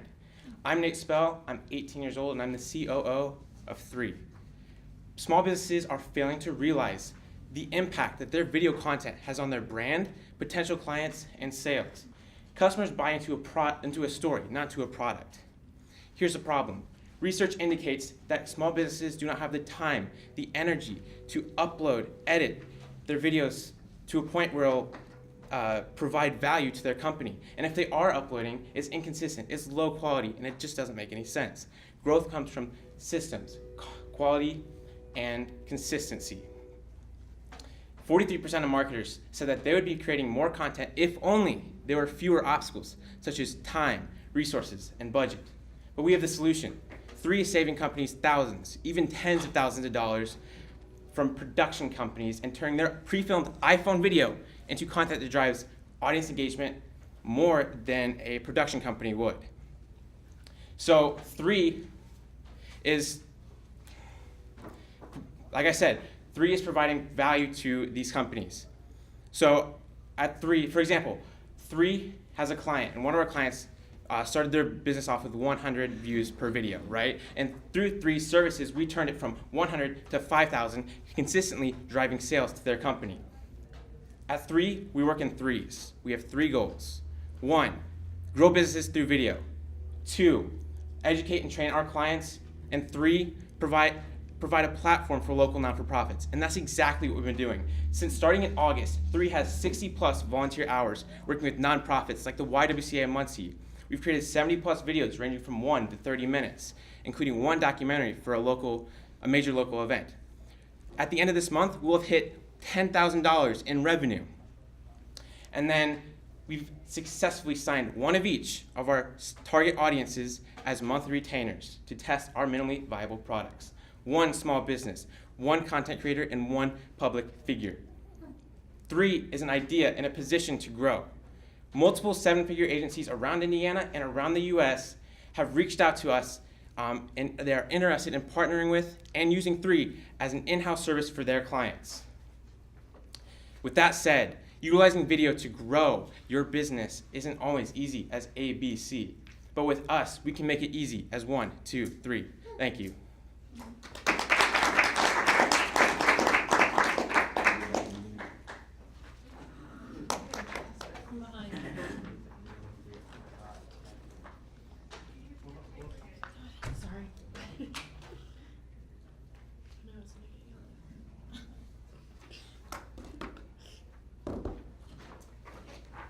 Is Alex in the room?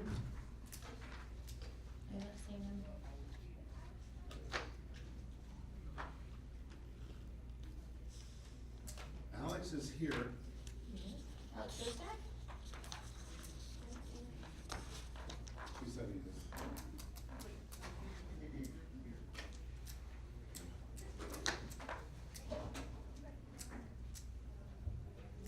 Okay, number 34 is a scratch. Hold on real quick.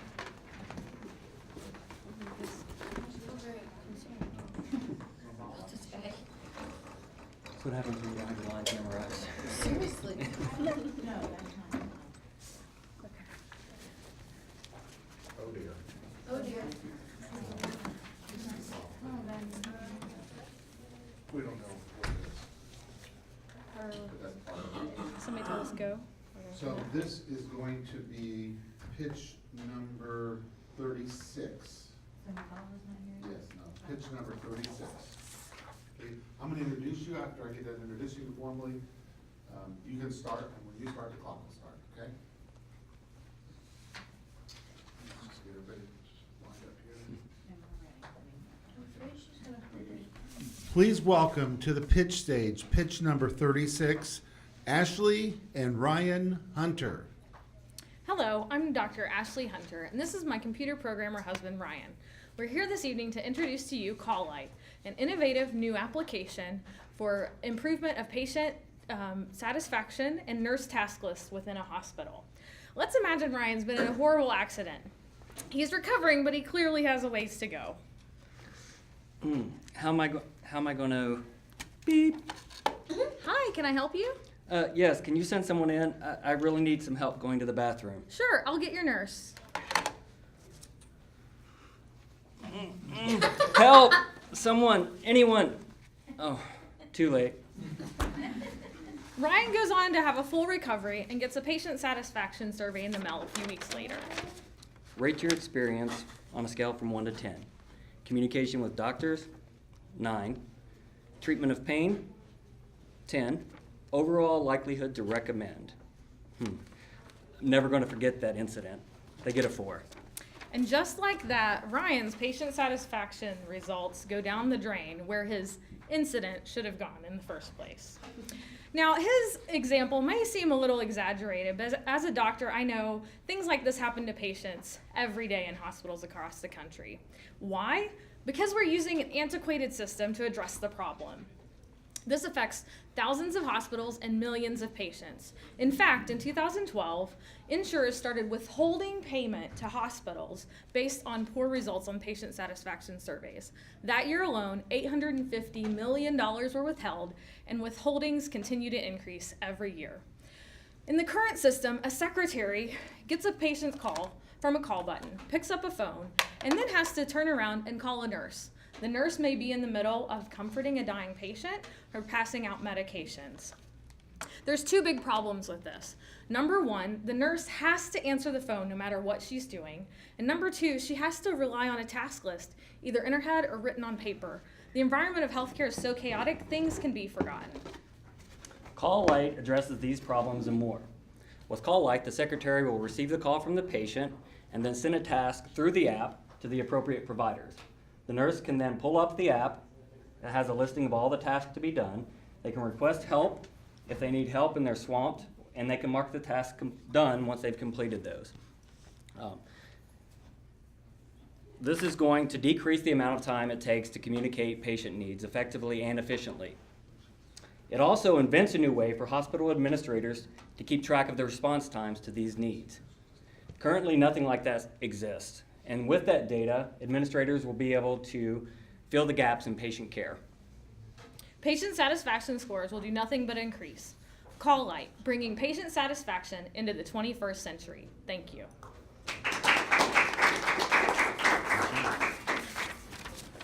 Ryan's okay, by the way. And if she doesn't advance, she's gonna. That was right on 3 minutes. Hey, there was a misunderstanding in the lobby. Pitch number 35 is going to go Mabala. Didn't know that they were supposed to check in and was a little late, so getting here. So.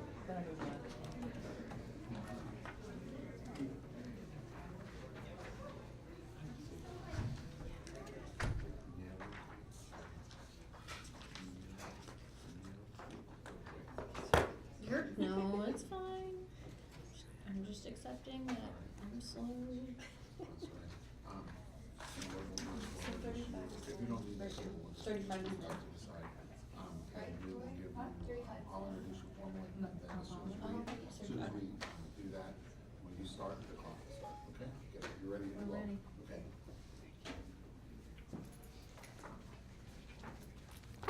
Okay. Okay, just a little confusion on the numbers, but we're going to make this work. Please welcome to the pitch stage, pitch number 35, Mabala Nilwagwe. That's correct. Thank you. Good evening. My name is Mabala, Dr. Nyalugwe. I'm an internal medicine physician here in Muncie. I'm originally from Zambia. Have lived in this area for about over 15 years, actually. I went to IU Medical School and trained right here at Ball. I appreciate the opportunity to present to you my big idea. It's actually a very simple idea, bringing a medical doctor to you.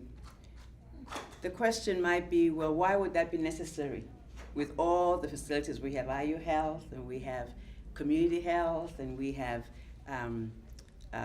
Meridian and Open Door right here locally. Well, let me give you a little story. I'd like to introduce you to Bill. Bill is 101 years old. He lives alone. He's very active, no medical problems really. Is able to do quite a bit on his own. Doesn't have any family. He's from Tennessee originally, but he moved to Muncie. Doesn't have any family at all. Has a caretaker that comes into his own home 3 times a week. So I happened to meet Bill just doing local outreach for my church. And I met him, he was 100 years at that point. When I found out his situation, I figured I would go and check on him routinely.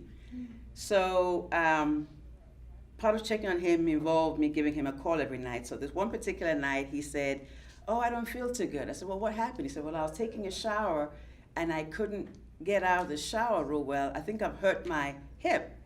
I said, "Oh, that's not a problem. I'll call the ambulance for you." He said, No, don't call the ambulance." I said, "Why not?" He said, "Because I don't want to go to the emergency room." So I go to the emergency room. I don't have anybody to take me there. I said, "That's not a problem. They'll make sure you get there." Oh, he was very apprehensive. He insisted, "Do not call." So I said, "Okay, you can still move." He could move his legs, and he says it just hurts a lot. So I kind of helped him make sure he did what he needed to do to get into the bed, and checked on him first thing in the morning. And he said, "No, it's okay, I'll just go to my doctor." because I want to make sure I'm seen by my doctor. Well, when he went to his doctor on Monday, the doctor wasn't in. Another doctor was covering for that doctor. So long or short, Bill did not get to see the doctor that he needed.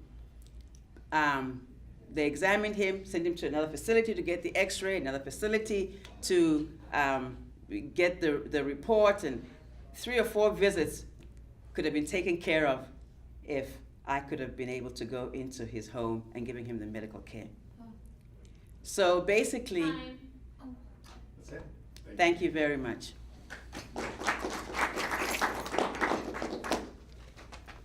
Would you like me to put the table back? You can leave it right there. You got it. Okay. Thank you very much. Appreciate it. Thank you.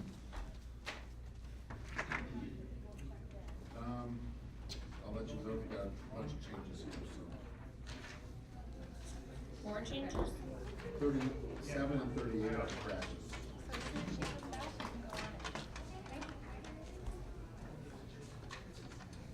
D. Parson. Yes. Just wanted to make Page sure. 43. Yeah.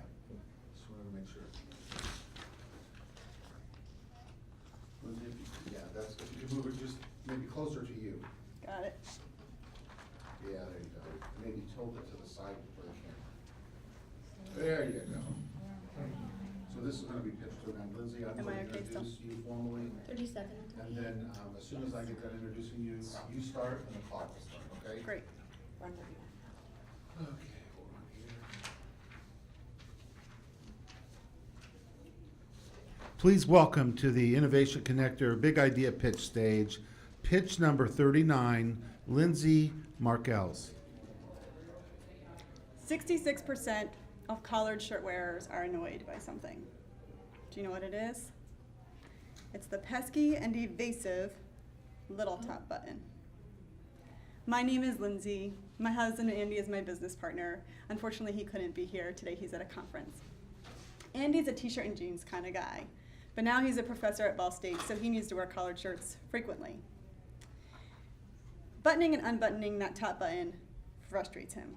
It takes 2 hands, so he either needs to lay it down on a flat surface, or he needs to do something like push it against his leg, tuck it under his chin, or even rub it in his mouth. The process of getting it off the hanger is just as frustrating. Now, being a researcher, Andy conducted a survey, and he found that 66% of collared shirt wearers are annoyed by this. Not everybody, but 66%. And 40% are so annoyed that they leave their shirts unbuttoned. Now, the problem here is that it's annoying to button, but if you don't button, you're gonna end up with droopy collars and sloppy closets. We've got a solution. A hanger with an extension and 2 clips. This is the prototype of the patent-pending collar keeper. The collar keeper offers a simple improvement to an everyday household product and eliminates a daily frustration. With a collar keeper in one hand, I can simply slide the collar into the clips, and I'm done. The shirt stays on the hanger.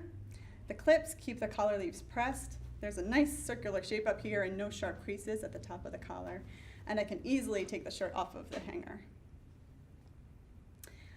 The collar keeper is a simple product, but it's a big idea because the market is enormous and there's prospect of a patent. 6 billion plastic hangers are sold every year. That's just plastic hangers. The collar keeper can be made to match the variety of hangers on the market. Our next steps are to manufacture a set of product to use for our proof of concept. We'll sell them directly to customers online, and we'll work with local retailers to try to feature the product in their stores. We actually filed our provisional patent today. We worked with the Indiana University Intellectual Property Clinic to finish it before this public announcement so that we would protect our ability to file a patent internationally. Excuse me. After we see that the product is viable on the market and we secure a patent, we'll look to license the product in the US and abroad.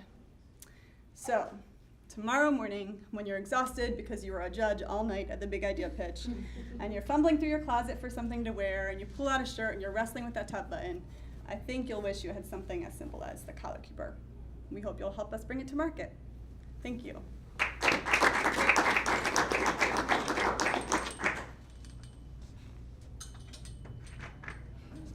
3 minutes. Thank you, Lindsay.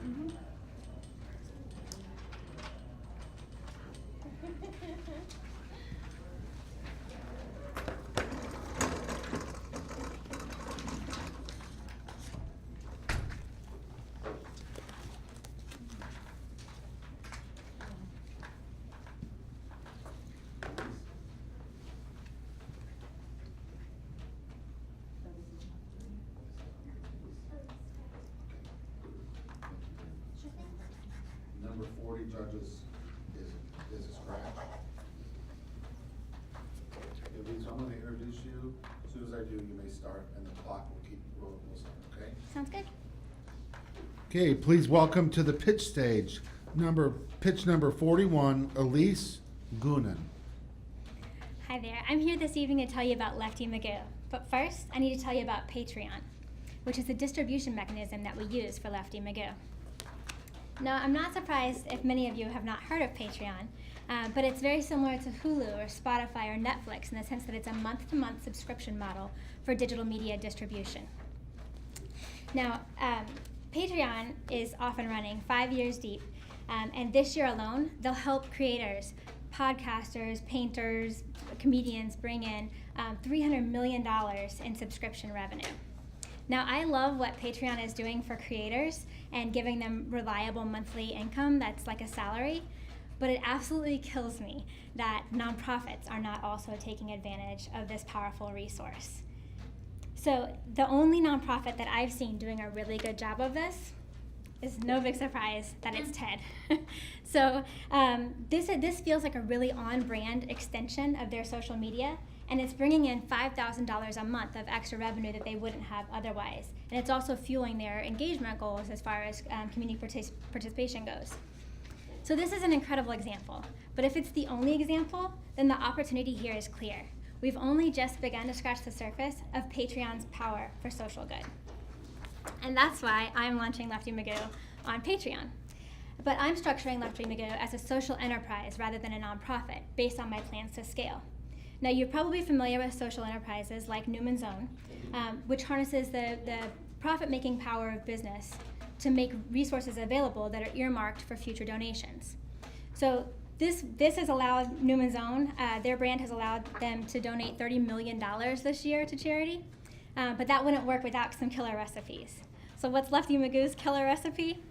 Well, my not-so-secret ingredient is years of teaching experience. Mainly kindergarten and first grade.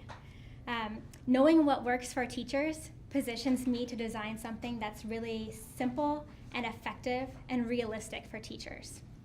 Okay, so Lefty Magoo is a Patreon channel that's structured as a classroom resource that's low cost, super simple, and decidedly flexible, made for teachers in all different scenarios. So Lefty Magoo will launch on Patreon, and we've already signed up our first beneficiary. The Empowerment Plan out of Detroit is an amazingly crush-worthy nonprofit. I'm thrilled to have them bring their followers to follow Lefty Magoo. Now, the key twist that I mentioned before is that as we're posting about them, the responses to the creative prompts, instead of racking up likes and comments, the responses are actually what fuel the piggy bank releasing the donation to the Empowerment Plan. Thank you. Thank you. Do you need me to push this back? Please. Sure.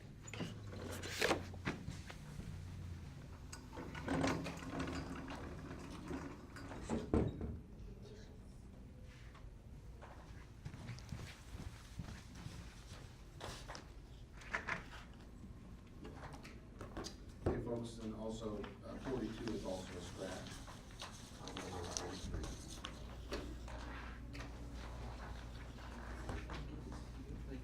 Thank you.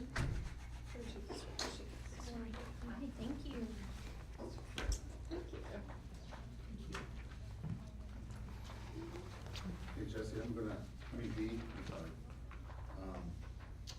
I'm gonna introduce you formally. Once I do that, you can start, and then the clock will start in 3 minutes, okay? Yes, sir. We'll wait for the judges to be down here. Okay. Okay, so. Pitchers, let's, and all the guests here in the Big Idea Pitch Room, let's welcome to the stage pitch number 43, D. Parson. Hello, my name is D. My full name is Dion, but everyone just calls me D. And I'm a cartoonist. Before I get started with that, I want to tell you a little bit about myself. I got my artistic inspirations when I was growing up in Elwood, Indiana back in the early 2000s. And let me just tell you, Elwood was not a good place for me. Me and my family were the only black family in the entire town, and as many people know about the history of Elwood, it is a racial dominant place. We dealt with almost everything you could imagine, from the KKK, from racial slurs, to just prejudice in the school. I was the only black kid in the entire school. And it kind of turned me into someone that's kind of an introvert that really just doesn't want to talk with people. But what I've learned from that is that I love to create. I love to express myself in a way that not too many people really have understood. When I was in 3rd grade, I did comics. I loved Garfield. I loved reading. I loved just things that just made me feel creative, you know? And so with doing that, I started making my own comics. One day, I made a comic that made a friend laugh so hard, he fell out of his chair laughing, tears down his face. But the only downside about that was he had asthma, so I almost killed him laughing. But at that time, what really struck a nerve with me was I finally did something that made someone happy. And I knew that I wanted to start creating stuff that made people happy. That's my overall goal with my life, is that I want to do stuff that inspires people and just makes them happy to feel good, that makes them feel good about themselves. So throughout my years, I started developing myself, started getting more original and creative with the type of comics I started doing. I finally got my first big gig doing newspaper comics with the Herald Bulletin for roughly 3 years. And that was one of the best learning experiences because our own Indiana person, Jim Davis, has helped inspire me and was the one that helped put me forward to getting into the newspaper. And so for roughly 3 years, I started developing that comic, started doing stuff that made me happy. But towards the end of it, I started having people tell me what to do with it instead of doing what I felt. So I ended it. And I wanted to create something that made me feel like I can do whatever I want to do without having to rely on the input of other people, without having to deal with people telling me how I need to create my stuff when I know what I want to create. So with this being said, I finally developed a comic series called Pen and Ink. And the concept of Pen and Ink is that these two sisters, Penny and Inkara Ewart, but they go by their nicknames, Pen and Ink, they create autobiography comics about their lives. So the comics that you see in front of you are actually made by the characters. It's about them. It's about their stories. It's about what they do with themselves. And all they want to do with themselves is just inspire and make people happy.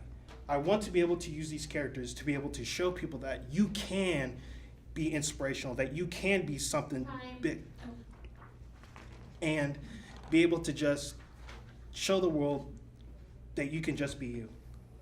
Thank you.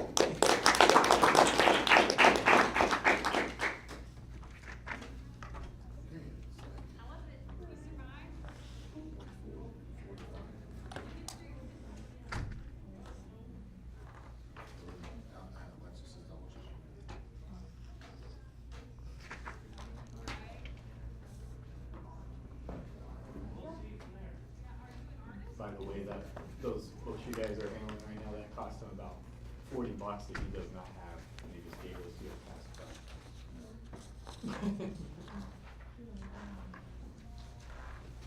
If you want to move those over closer, put them on the white, make sure it goes all the way on the white. Just pick it picks up a little. Oh, on the white strip below. You can pick up the whole easel. Move the whole easel. This. The thing that's holding it? Yes, you can pick the whole thing up and move it just a little over. Yes, perfect.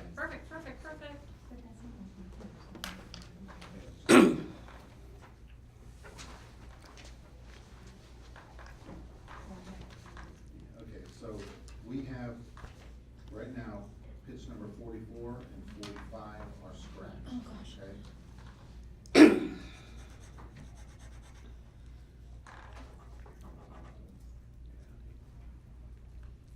How do you pronounce your last name?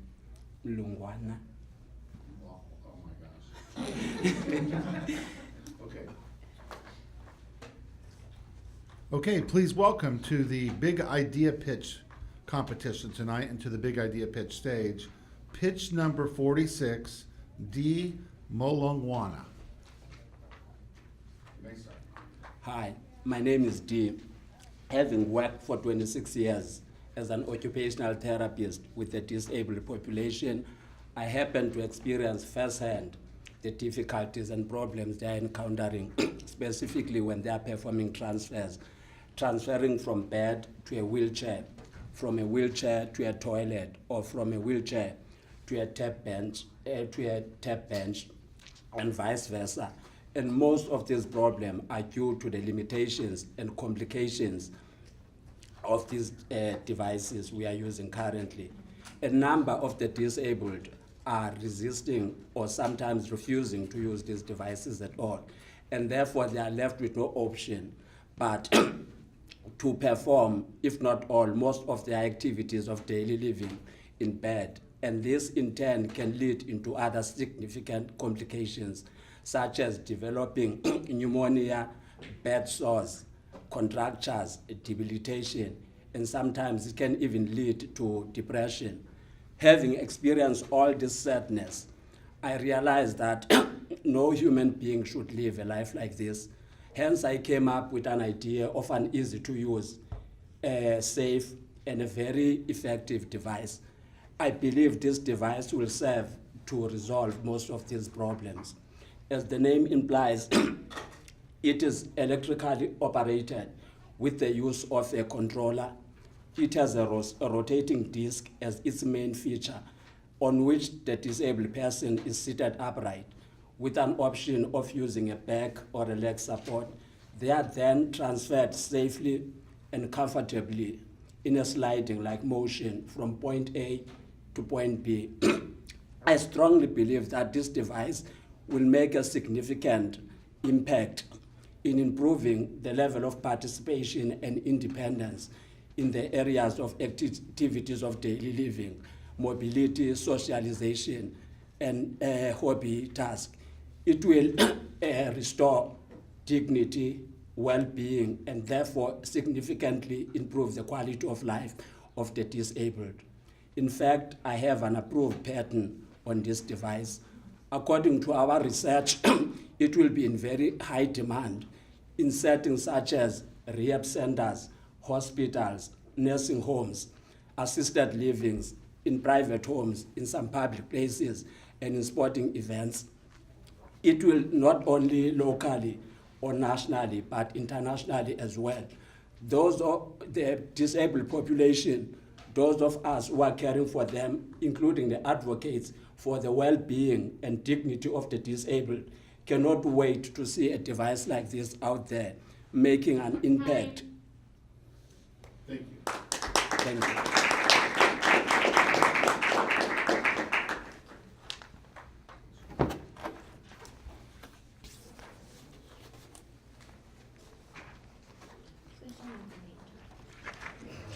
Judges, we're going to go back one. We're going to go back to pitch number 44.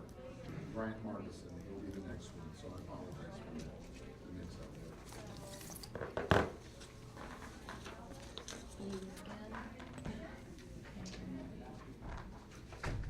Okay, we'll introduce you and then you can start, okay? Sorry, what number, Ted? This is going to be number 44. Thank you. Bryant Margison. Are you pitching too, Paul? Yeah. Okay. How about that? I didn't see your name. Okay.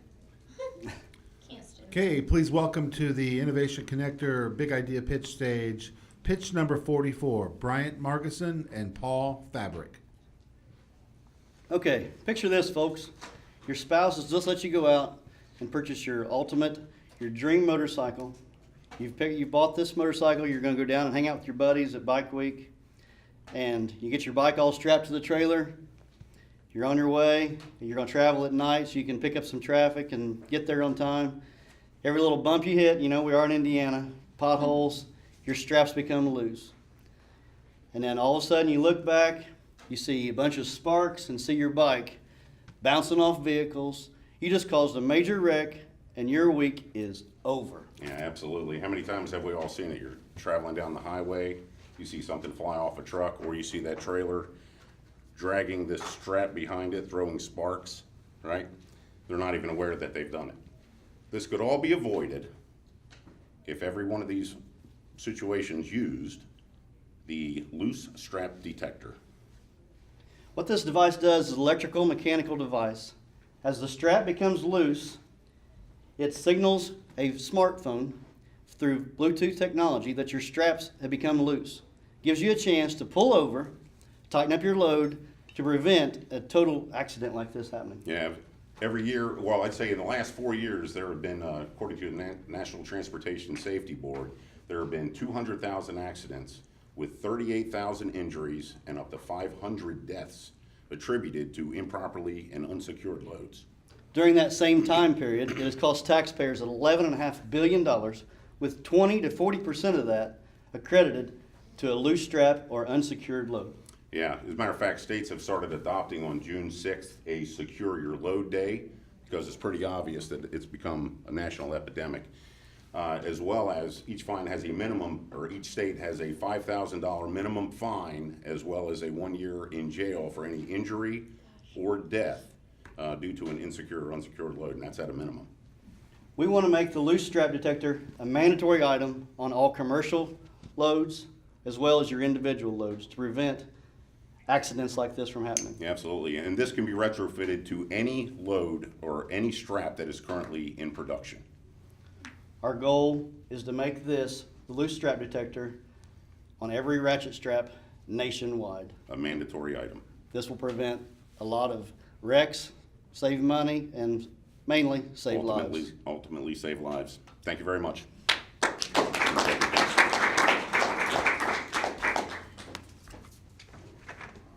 240.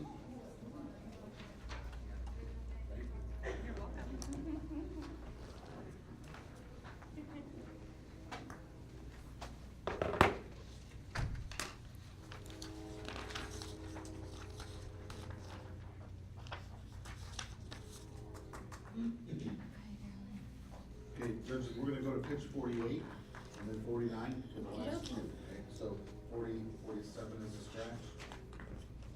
So if this pitcher looks familiar, he should.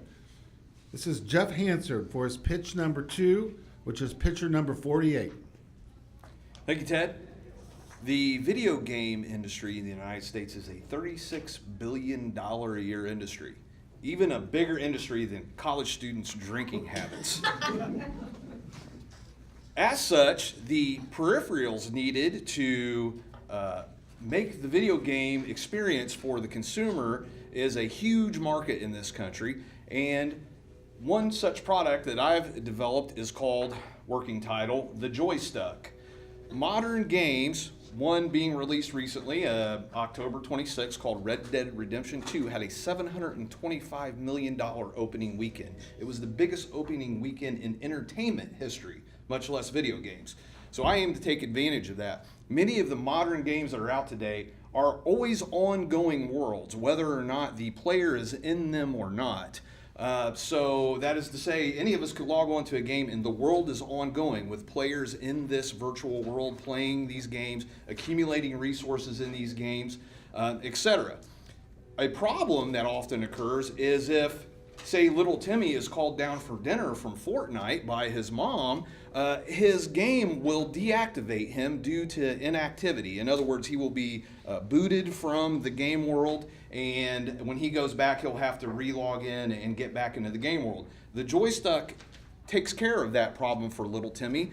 It's a small device about the size of a water bottle cap, and it fits over the analog joystick of a PlayStation 4 and Xbox One, and it has a small motor attached, and it's programmed to every 5 minutes or so move, and it uses the same motor that's in cell phones that causes them to vibrate. It moves the controller just a little bit to move the character in the game world. That way the game detects that the player is still in the world, and it will not boot them out of the world due to inactivity. The benefit of this is that the player can still gather resources and experiences for being in that world. Perhaps they're a part of a team and their team doesn't mind carrying them on their shoulders, so to speak. So that player can still benefit from being active in the game world, but doesn't have to actually be at their controller to take advantage of the situation. Many of these games are this way already, and they are continuing into the future as developers develop these virtual worlds in which people spend a good deal of their time. The device is cheap. There's a huge market for it, and the applications go on into whatever you can imagine. But I view the Joy Stuck working title as being just a must-have feature for any person who enjoys gaming. Thank you.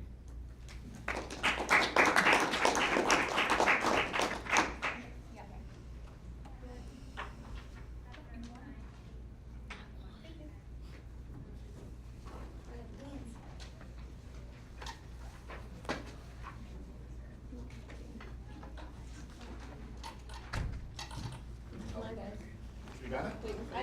Yep. Is this about where it needs to be? We're gonna put it a little bit further over here this way. You wanna make sure you're in the white here, so you're good. Okay. You wanna do it? Let's do it this way, so it doesn't fall off. Thank you. Okay? Now. Just hold. Okay. Hey, Brandy, after I introduce you, you'll be able to start, and the clock will start on these, and the clock's right there. All right, thank you. Okay, this is the final pitch of the night for the Big Idea Pitch 2018 semifinals. Please welcome pitch number 49, Brandy Marie Lambertson. Hello, my name is Brandy Lambertson, and I would like to share my idea communication techniques with you. The origin of this idea actually came from last year's Big Idea Pitch. I presented here, I was not prepared, and I totally crashed and burned. Through that frustration, I was able to turn it into motivation to kind of evaluate what my problems were and what were some of the common problems with public speaking. So while conducting research, I was able to find some attempted solutions that were out there and then solutions that don't even exist.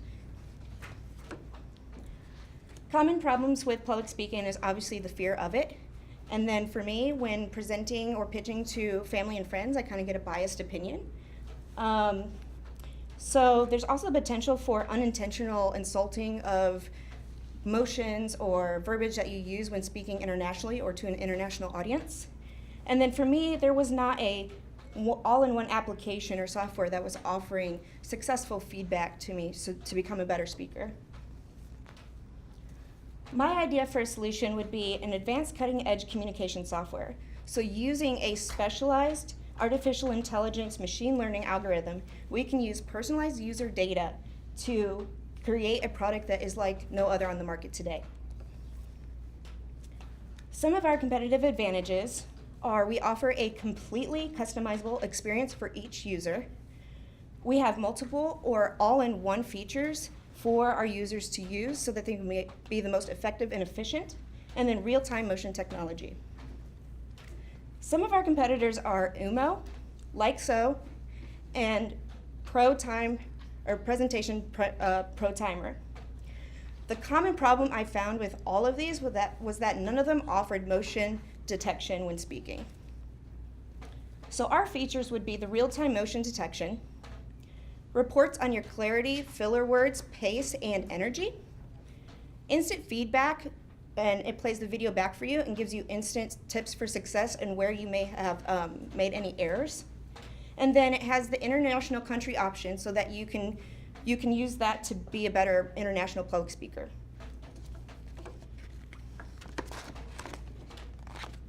And this is kind of like what it would look like. Potential customers include corporations and businesses, individual customers, or education. Through customer validation surveys and demos, I would like to narrow in on who has the greatest need so that we can focus in on a target market. My goals are to create partnerships, form a team, bootstrap as much as possible so it can save on costs, continue pitching to possibly earn money, and then other ones are analyze target market need, customer validation, get a demo within a year so that I can start creating revenue. Thank you.